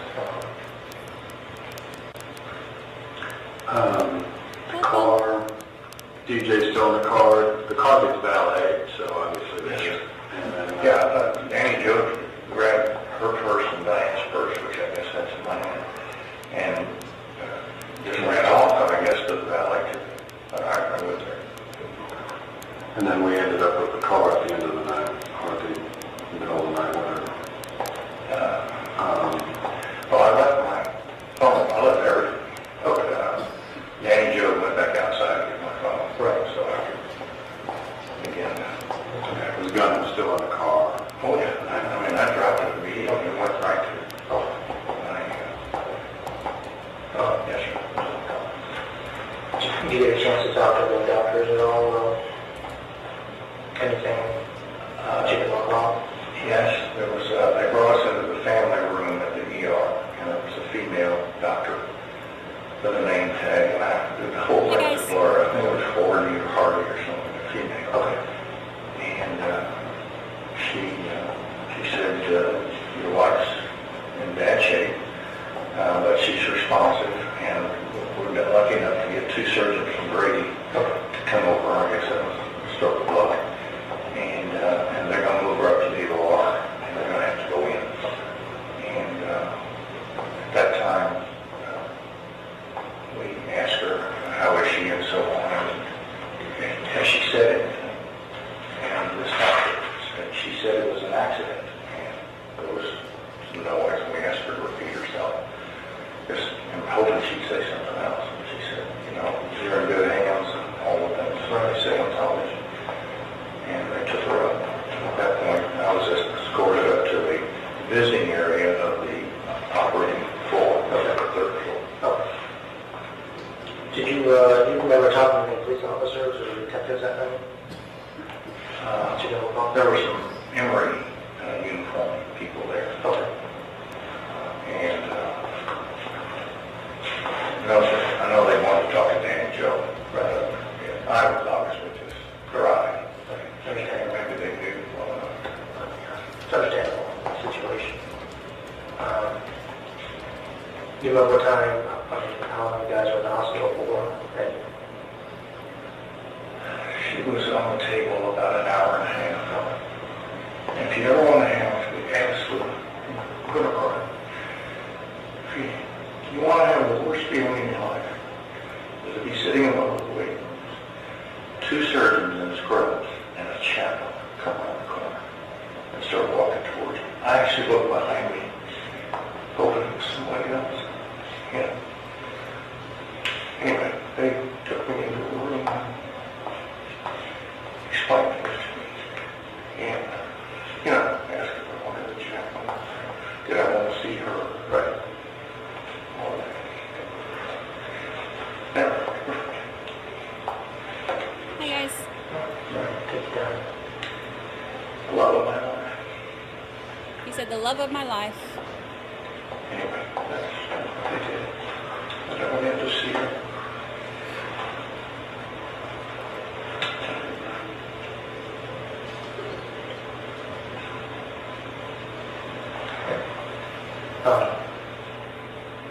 Hey, guys.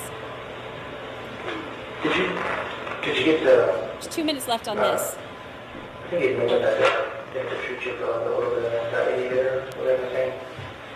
The staff, or just to help you calm you down a little bit. I'm emotionally attached to this bracelet, but yeah, I was not doing well. Okay. And, so I asked for some help, and the chaplain said I had to go through the. Did you give us a time on it? I really not take it.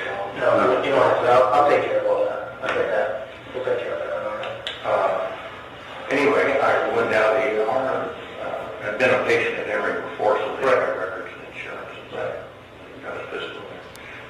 Anyway, they processed me, and you know, the ER, you go about 4 different places. Anyway, I finally see a doctor, and he described something called Ativan.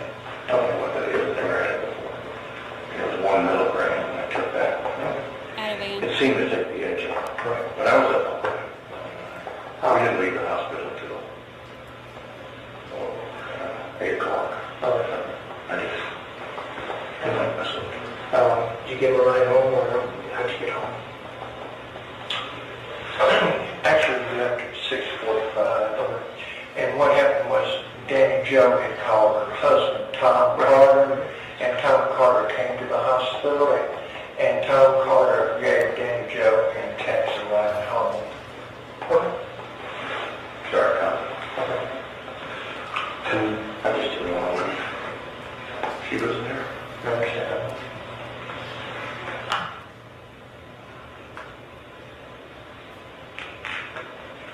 Yeah, he shot a shotgun off of his balcony in Buckhead because he was shooting a bird or something. Do you take any medication? This is just background for you. Do you take any medications on a daily basis for, you know, a specific?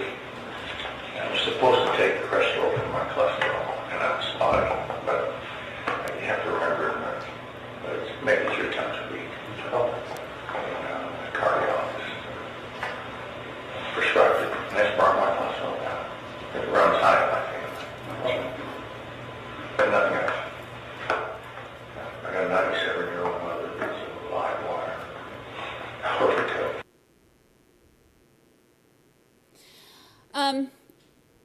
that's the podcast that they have about it.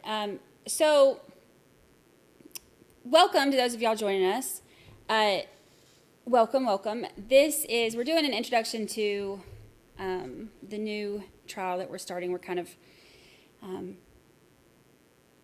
introducing everybody to it. We watched a little bit. We haven't watched any of the first trial yet, but this is going to be the second trial. So we were going over some of this stuff. There's a 48 Hours episode about it. There's Dateline episodes about it. There's podcasts. There's books. There's all kinds of stuff. He is he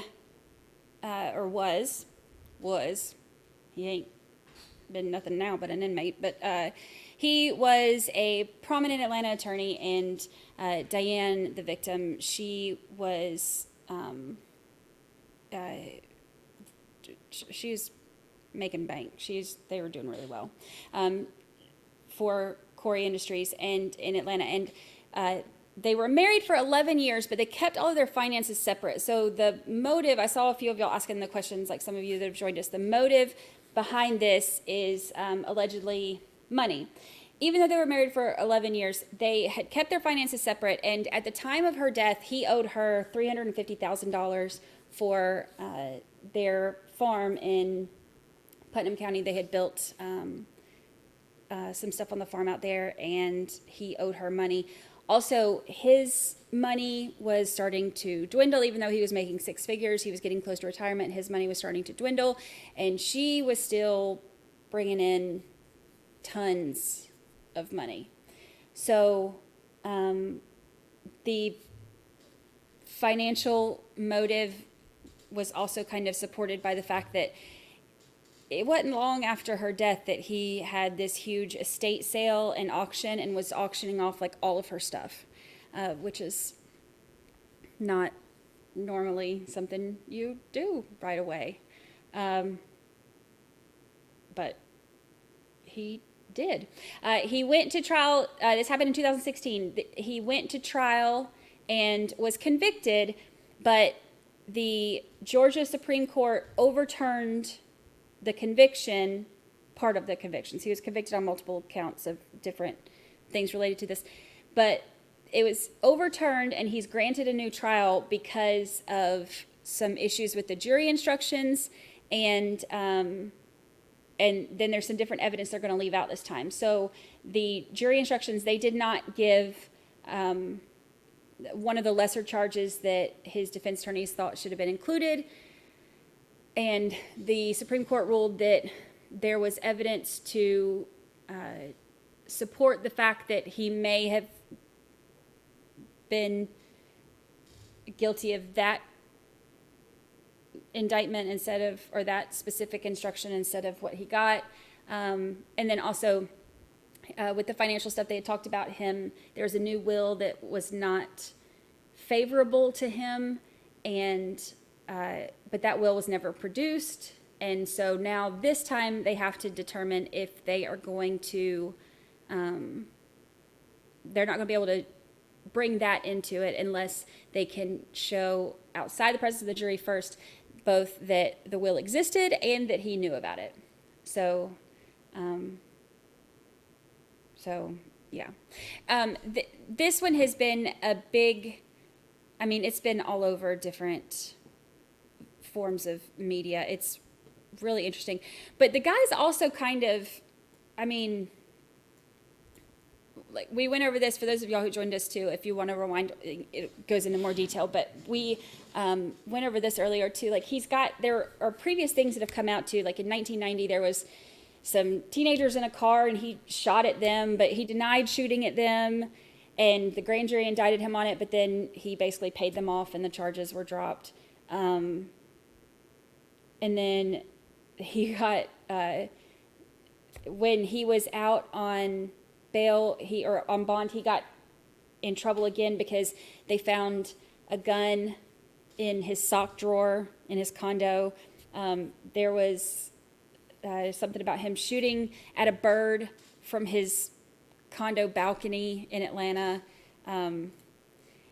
Not doing great with the gun laws, old Tex here. So he paid off the teenagers they, quote, settled out of court. So it's been kind of crazy. He has, let me show you, this is their, let me see if I can pull up their ranch that they auctioned off. This is it. That 85-acre ranch that was in Putnam County that they,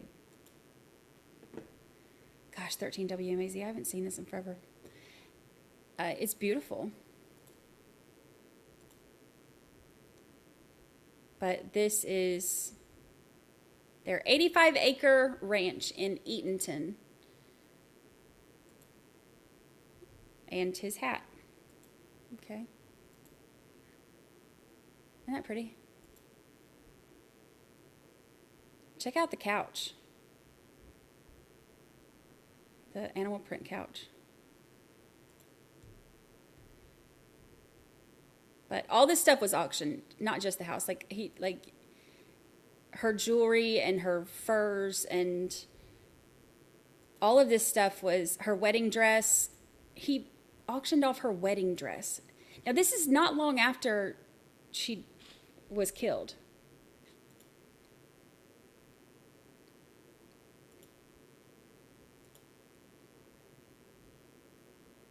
Her perfumes, their art. Look at that couch. I ain't mad at it. Cowboy cash. Interesting.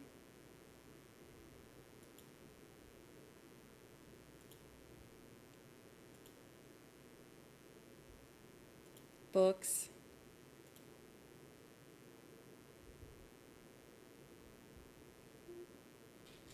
Aw, this is messed up. He auctioned off her award for President of the Year.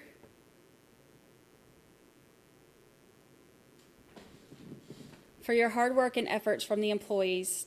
How would you offer that? How would you auction that off? That's really cool. All of this stuff was in the auction. Now, including the house, like they ended up selling the house, I think for like $1 million or something. It went to auction. They had to auction it off. And I think it was like $1 million that they ended up doing it for. 1996 Olympic torch relay. Oh man, I remember that. When we had the Olympics in Atlanta in 96, and they had the torch relay, it was like this huge deal. Outlaw Paradise. Oh dang. That was collectibles.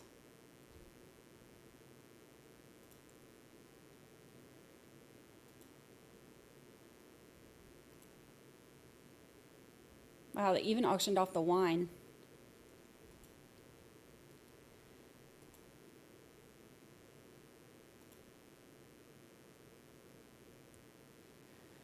Oh, these have handwritten notes on them. And they auctioned that off.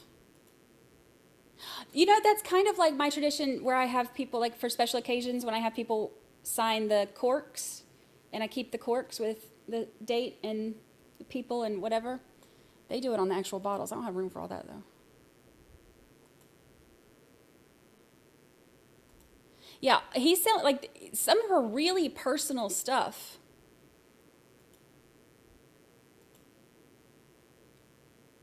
We don't dial 911 with a gun.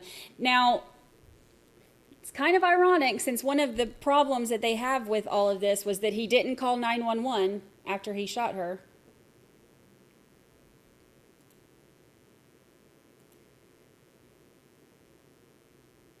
Diane and Tex McIver, McIver Ranch, Eatonton, Georgia. How could you auction off? I mean, I get some people aren't sentimental, but dang.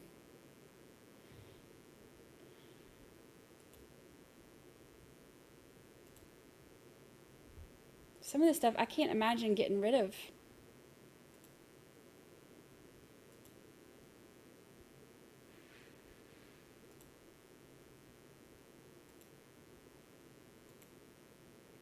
That's the house. This is the Eatonton house. Or the Eatonton Ranch. Okay.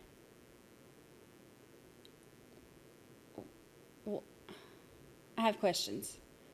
Why?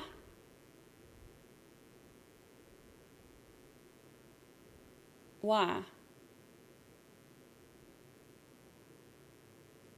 Why? Why?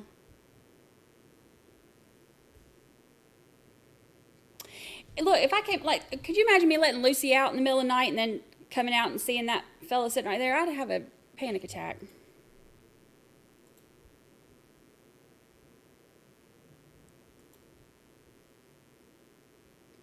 That's pretty.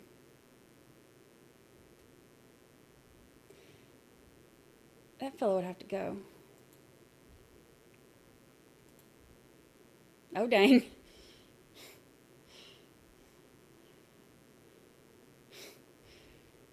Who has a suggestive Santa for their Christmas? I mean, you do you, boo. You do you.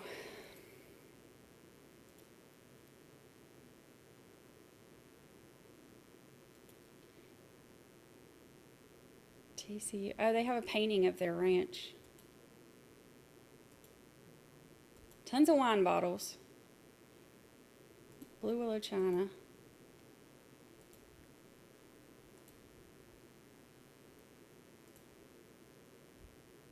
The lawyer's oath. On my oath, I will support the Constitution of the United States and this state and of this state, and will honestly demean myself in the practice of law, and will discharge my duty to my client to the best of my ability.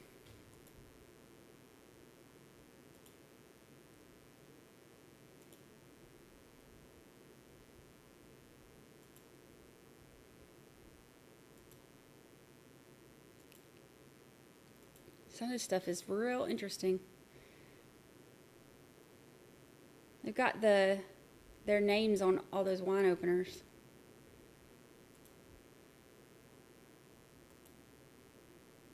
Is that Hank Williams Jr.?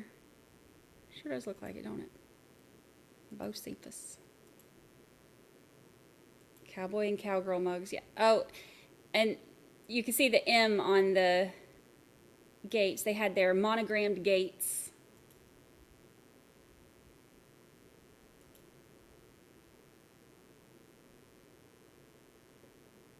Estate of Tex and Diane McIver, August 3rd through 5th, live auction, estate sale.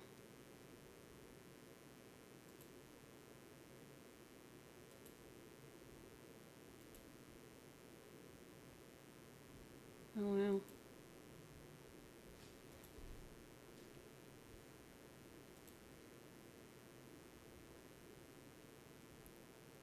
The ranch. That's it. That's a whole lot of stuff that, like, personal stuff.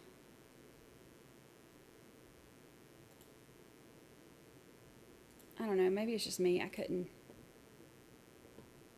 Yeah, they were married for 11. That's a whole lot of stuff to gather up for 11 years.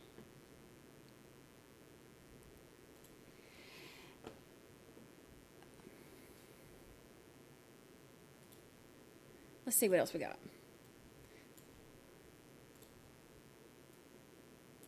Let's see what else we got.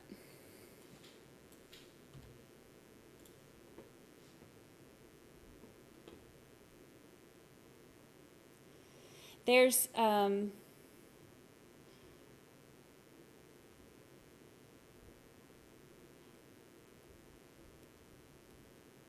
to look. There's some pretrial hearings and stuff like that.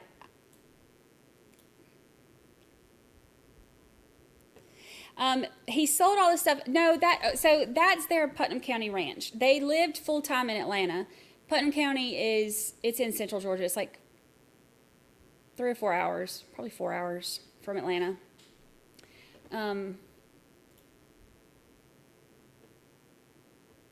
And so he auctioned off.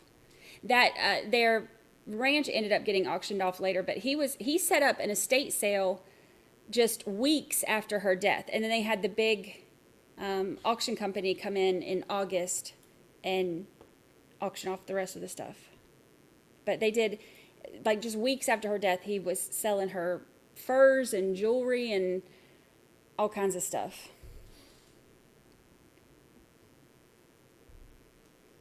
Let's see what else we got here. There was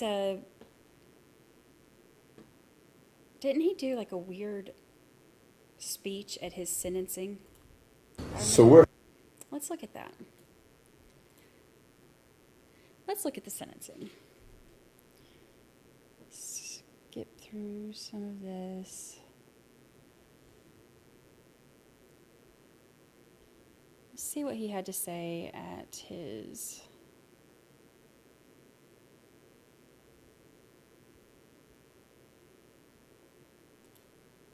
All right, this was his sentencing from the first trial. And you want him to just stand here? It's hard for the court reporter to hear you. We'll get you over to the podium, but let's try it right there, please. Well, given these shackles, if you don't mind, I would like to sit. That's okay.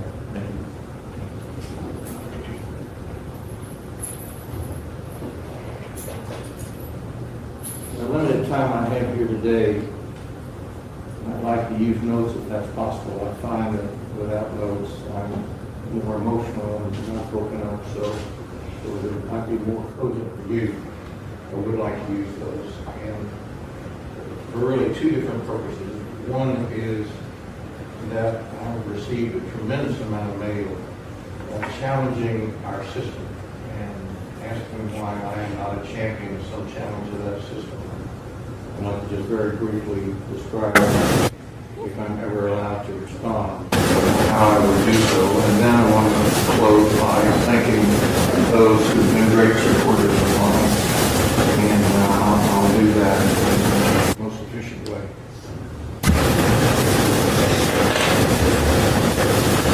Oh my gosh. Beyond anything that any of us expected. A month ago this trial occurred, and last week on one given day I received 11 different pieces of mail. And yesterday I received 11 different pieces of mail from from individuals on 3 different continents. This seems to be the outpouring. Their name is Deidre. Sorry, I'm trying to see if I can get past that, whatever they're doing to that microphone. Kenny from Dublin, Ireland. And she says, "Dear Mr. McIver, you do not know me, but I watched your trial online and I wanted to write to offer you my support. The injustice done to you is shocking. Your sister gave me your address. Know that a lot of people see through these lies. Thank you." For some reason, that seems to be the outpouring that I'm finding. And I would like to at least refer to a couple of people who are offshore that have been so faithful in supporting me. Of course, this lady, then there's Maria Schneider that sends me recipes. If she knew anything about the quality of food in jail, she'd never do that because it's more punishing than it is helping. But again, she's very supportive in that respect. Oh, that's bad. Then there Hold on, let me see if I can. Huge favorites. We don't get together near enough. It doesn't get much better. Then I'm the proud godfather of 3 children, as best I've been able to reconstruct and remember, not the least of whom is Austin, that we heard something about.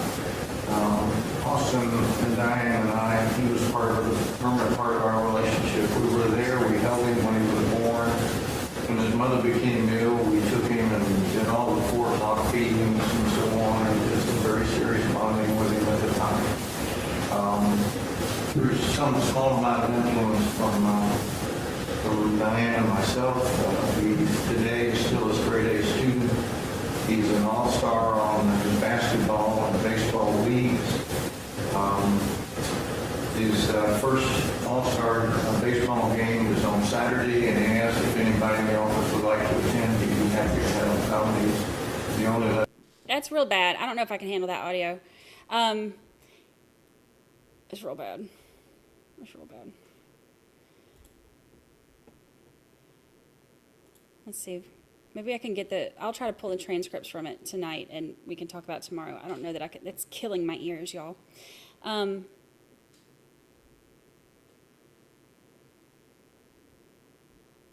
Atlanta to Putnam County is under 100 miles. Yeah, it took me, to get from my hometown to my college, it took me like an hour and a half. And when actually Putnam is before you get to my college. So it would actually be, and Atlanta was like an hour past me, so it would probably be maybe 2 hours-ish. I don't know. I was thinking 3 because I was thinking Putnam was past, but it's not. It's before. I don't know, maybe 2 hours from Buckhead. Well, let me not say 2 hours because Lord knows Atlanta traffic will take you 4 hours. The audio is bad the entire first trial. It is really hard to listen to. Really hard to listen to. Yes, I live in Florida now. I lived my whole life in Georgia up until I was, I don't know, 30-something. And I moved to Ohio for 6 years, and now I've lived in Florida for a little over a year and a half. Something-ish.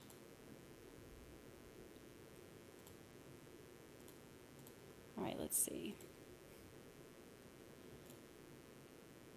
Let me pull up.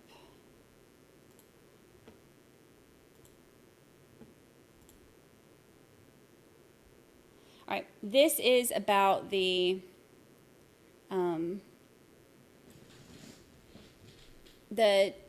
overturning. We'll go over a couple more things and then we can end early today since they're not going to be starting today.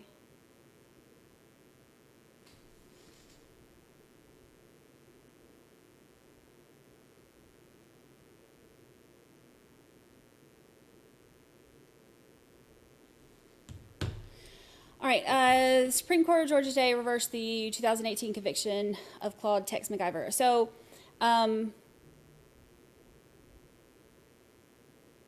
this was the part about less charge. Okay, so we conclude that the trial court erred in refusing McIver's request to charge on the lesser grade of involuntary manslaughter because the charge was authorized by law and some evidence supported the giving of that charge. We further conclude that the failure to give the care was not harmless error because we cannot say that it is highly probable that this error did not contribute to the jury's verdicts. We therefore reverse McIver's convictions for felony murder and possession of a firearm in the commission of a felony. Let's see. Let's look at their range.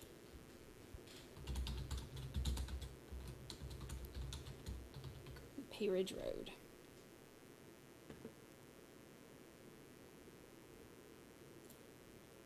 Let's see if I can. Oops.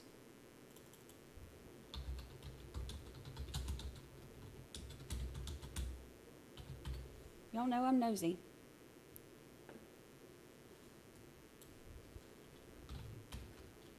Pea Ridge Road. 8 and 10.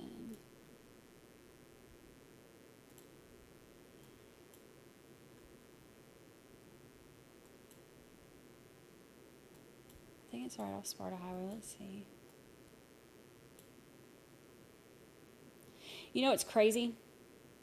So Pea Ridge Road turns into Twin Bridges Road, which is where I used to live.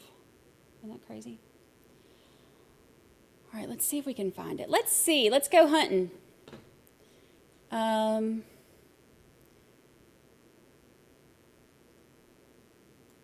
Here's Pea Ridge Road. I don't know the address of it, and I could not find it.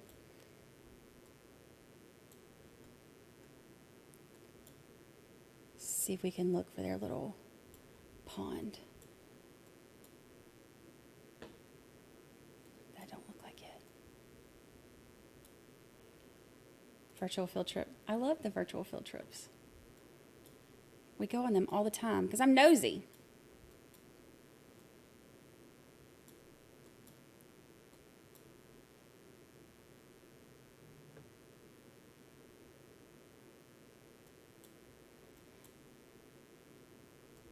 It's a horse farm.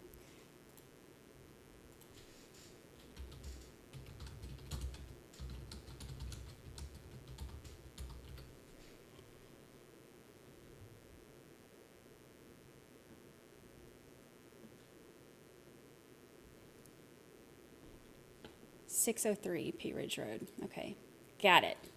603 P Ridge Road. Oh, we were right on it. Look at us. Look at us.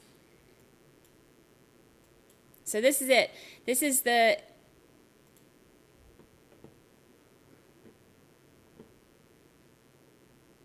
.85-acre horse farm. Let's see. Let's take this little fella and drop him right yonder.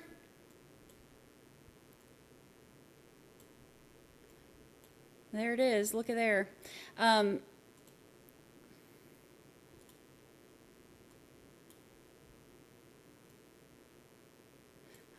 I know where this is. See their little gates with the M?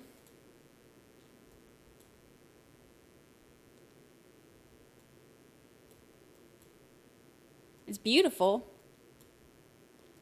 Let's go over here. I wish that, you know what Google Maps needs? Google Maps needs one of those things where you can go on up their driveway, walk around, peek in their windows.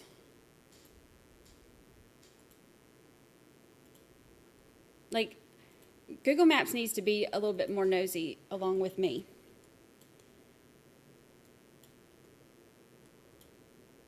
That's beautiful land. Their big old pond out there.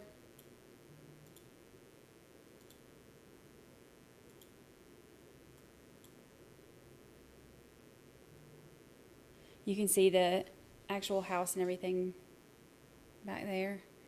Their little dock. It's a big old pond. I bet there's some good old bass in there.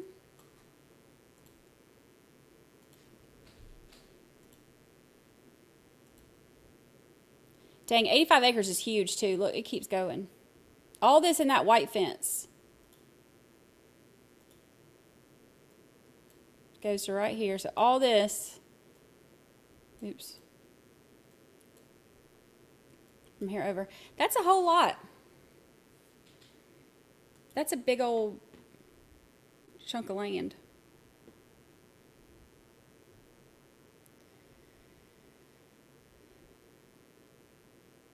It's so crazy though, because I know exactly where this is at too, because it's right by Crooked Creek. And then look, if you keep going, this crosses over Milledgeville. Is it Milledgeville Highway, I think? P Ridge Road. Cross over Milledgeville Road, yep, and then Twin Bridges Road right there. I used to live off Twin Bridges Road. That's how close I was to them. Isn't that crazy? Small world, small town. You can see the lakes right here. So Lake Sinclair and Lake Oconee are connected by a dam, so they go right up to each other. But Lake Sinclair is mostly in Milledgeville, and Lake Oconee is more Putnam. But you can see it all right there. So they're not far from the lake either. Like, here's the lake.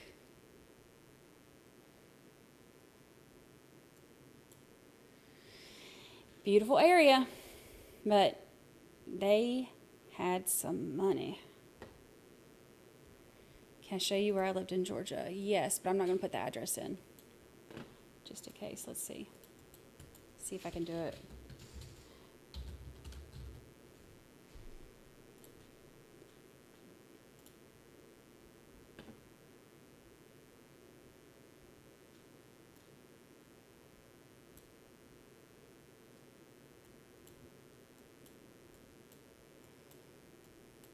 I don't know, you can't really see a whole lot. I lived kind of off the road. It's like on the lake, but off the road.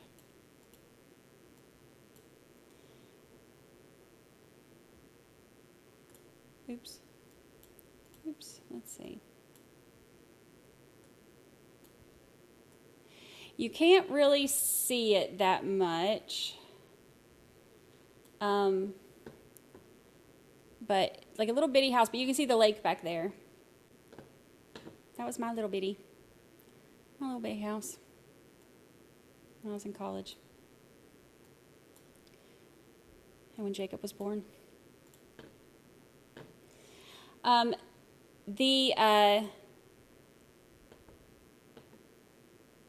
me show you the place they were talking about, Reynolds Plantation. Let me show you Reynolds Plantation.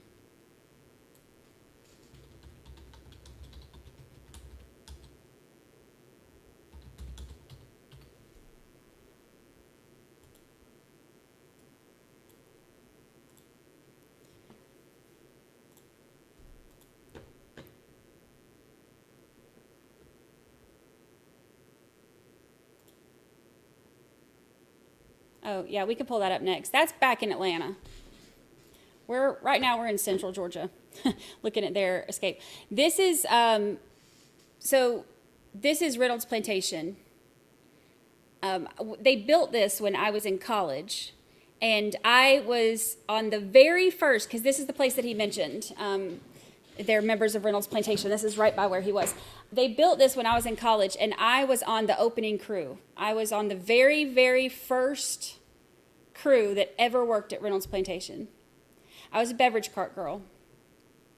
So I used to take the golf cart, and I would ride the golf cart around the golf course and sell beer to the golfers. That was my job there. This place is beautiful. Beautiful. Okay, what's the other place you wanted to see? Oh, Peachtree Club behind, yeah.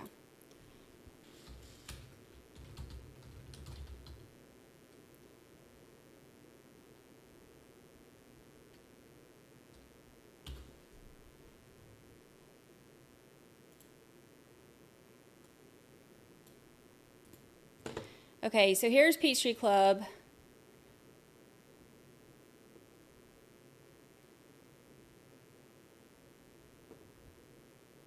What do you say behind Edgewood Station?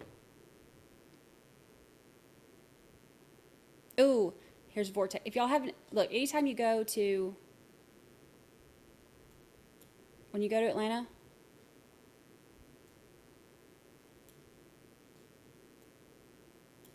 where'd it go?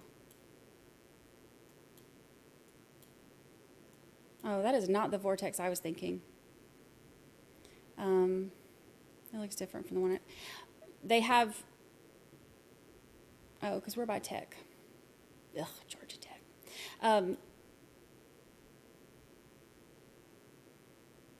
Anytime y'all go to Atlanta, let me know. I'll give you all the cool, non-touristy places that you have to try. All right, so here's the Peachtree Club.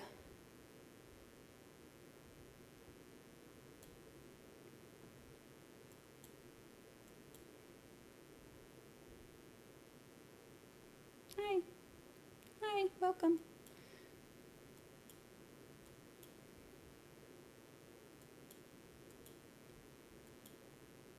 Is this where they said they were going? There's Taco Mac. Taco Mac is great on game days. Okay, look.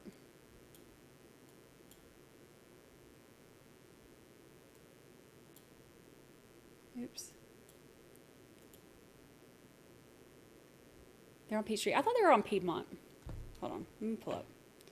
Let me pull up.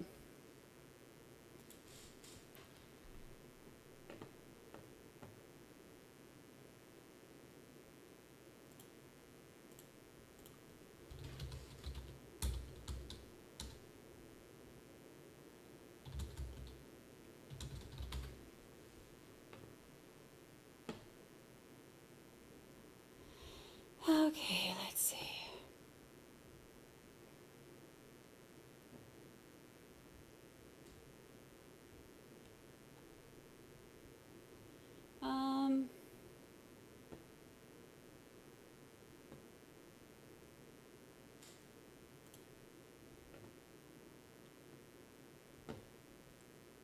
I gotta find the thing where it showed exactly where they were.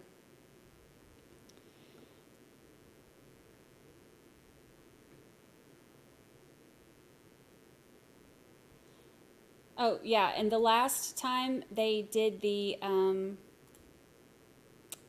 jury deliberations, it took like 4 days or something.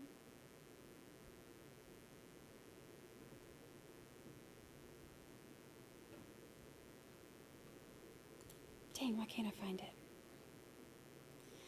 The place that he said, come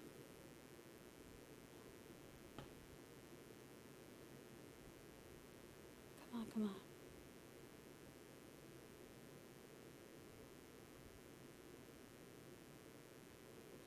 He said it was, it had, what'd they say, it had a lot of hopeless people or something.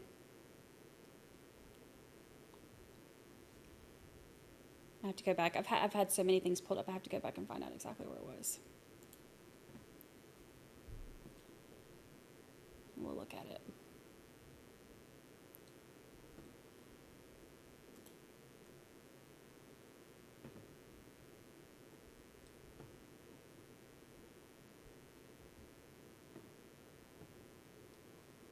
All right, traffic heavy on the interstate. Car exited downtown Atlanta. He said it's a really bad idea. Oh. All right, American Gifted membership. Thank you. Thank you. Thank you. I appreciate that. You're so generous.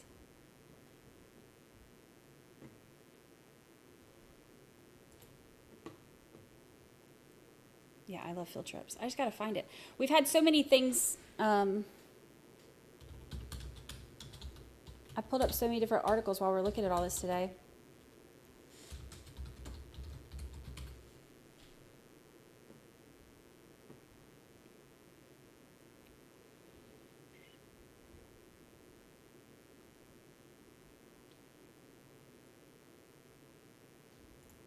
Oh, it was on Oxygen too, yeah.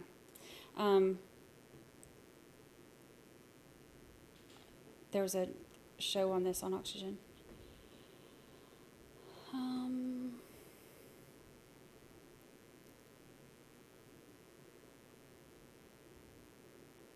Okay, they got to the downtown connector in Atlanta. Traffic was heavy. They needed to get off the interstate. So they decided to get off on, Edgewood Avenue. Okay.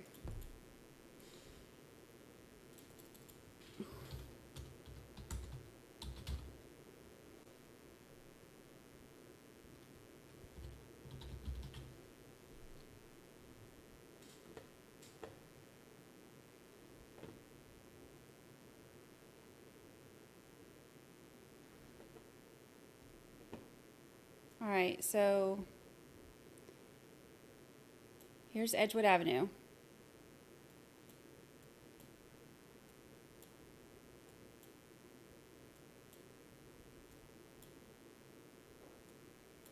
So as they get off the exit, this is the exit.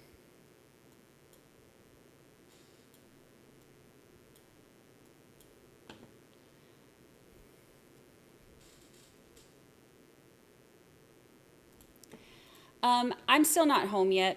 I can't do Lucy Camp until I get back to my condo. I'm back at night now, just not during the day. Unfortunately. But I will be this week. As long as all goes well. As long as all goes well. All right, so I think he pulled off here and turned right. So he got off here. This is Edgewood Avenue.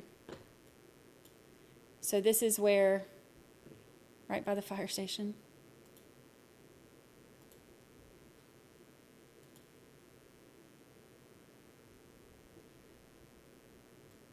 That's a cool mural.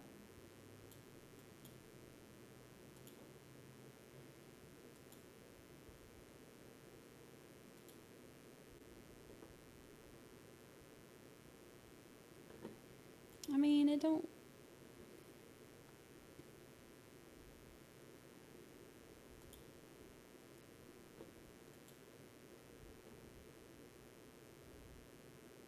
There's a taco truck. How bad could it be?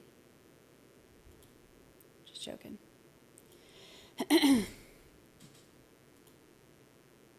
But this is where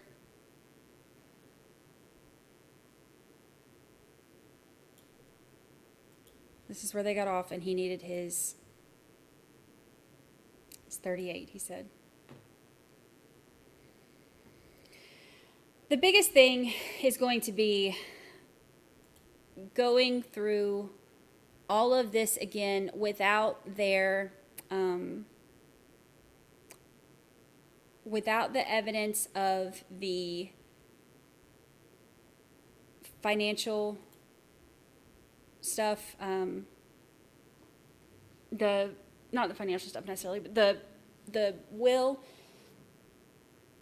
and then leaving out some of the evidence that they had in the first trial. But even without that, I think it seems like there's going to be, I mean, if y'all have watched any of there's so many different shows and podcasts and stuff about this and how weird it was and stuff. So this is not one of those that's like, has everybody split. You know what I mean?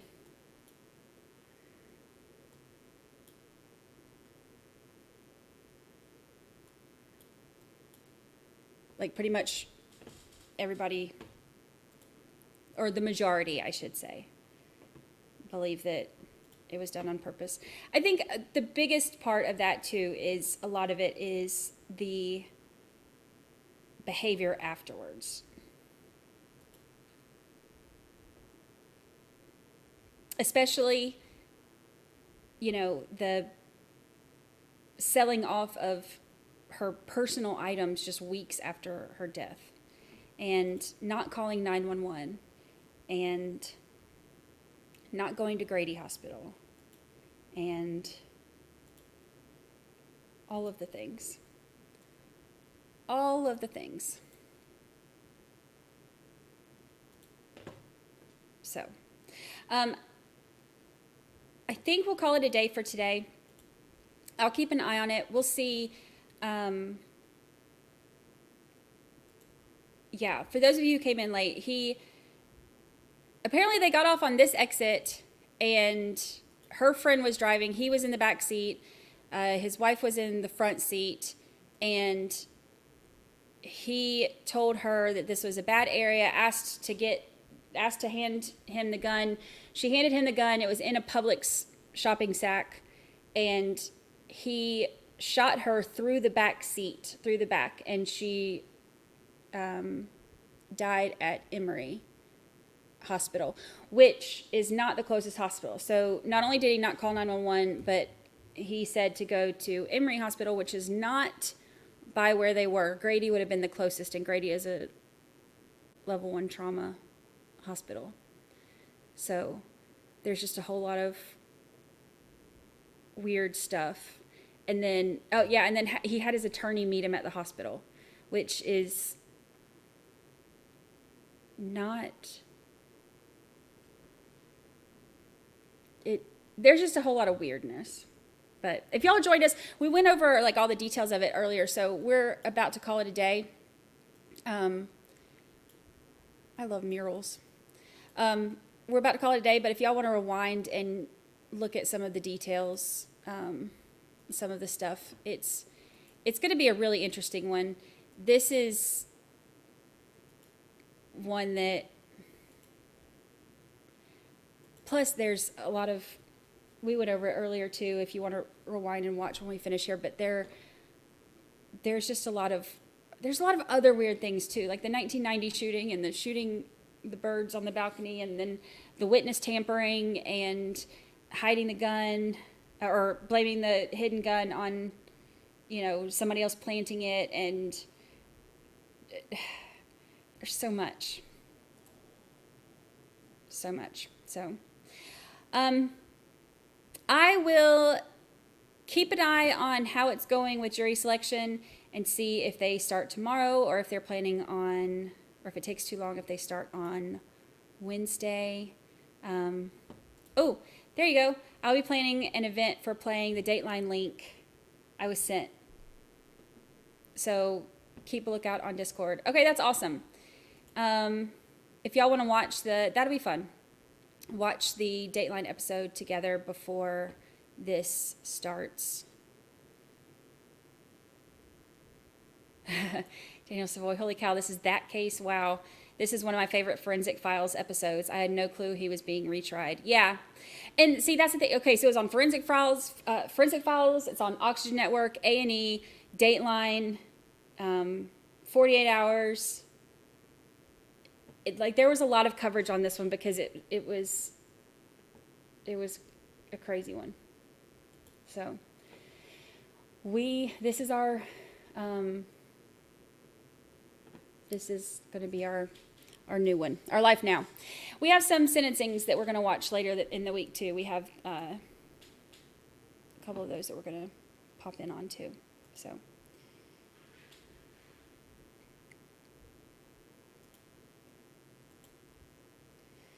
Alrighty. Yeah, it's a good one. It's interesting. If you haven't joined our Discord, join our Discord and you can watch the Dateline episode with everybody. And I'll keep my notifications on to keep a watch on when they're actually going to get going.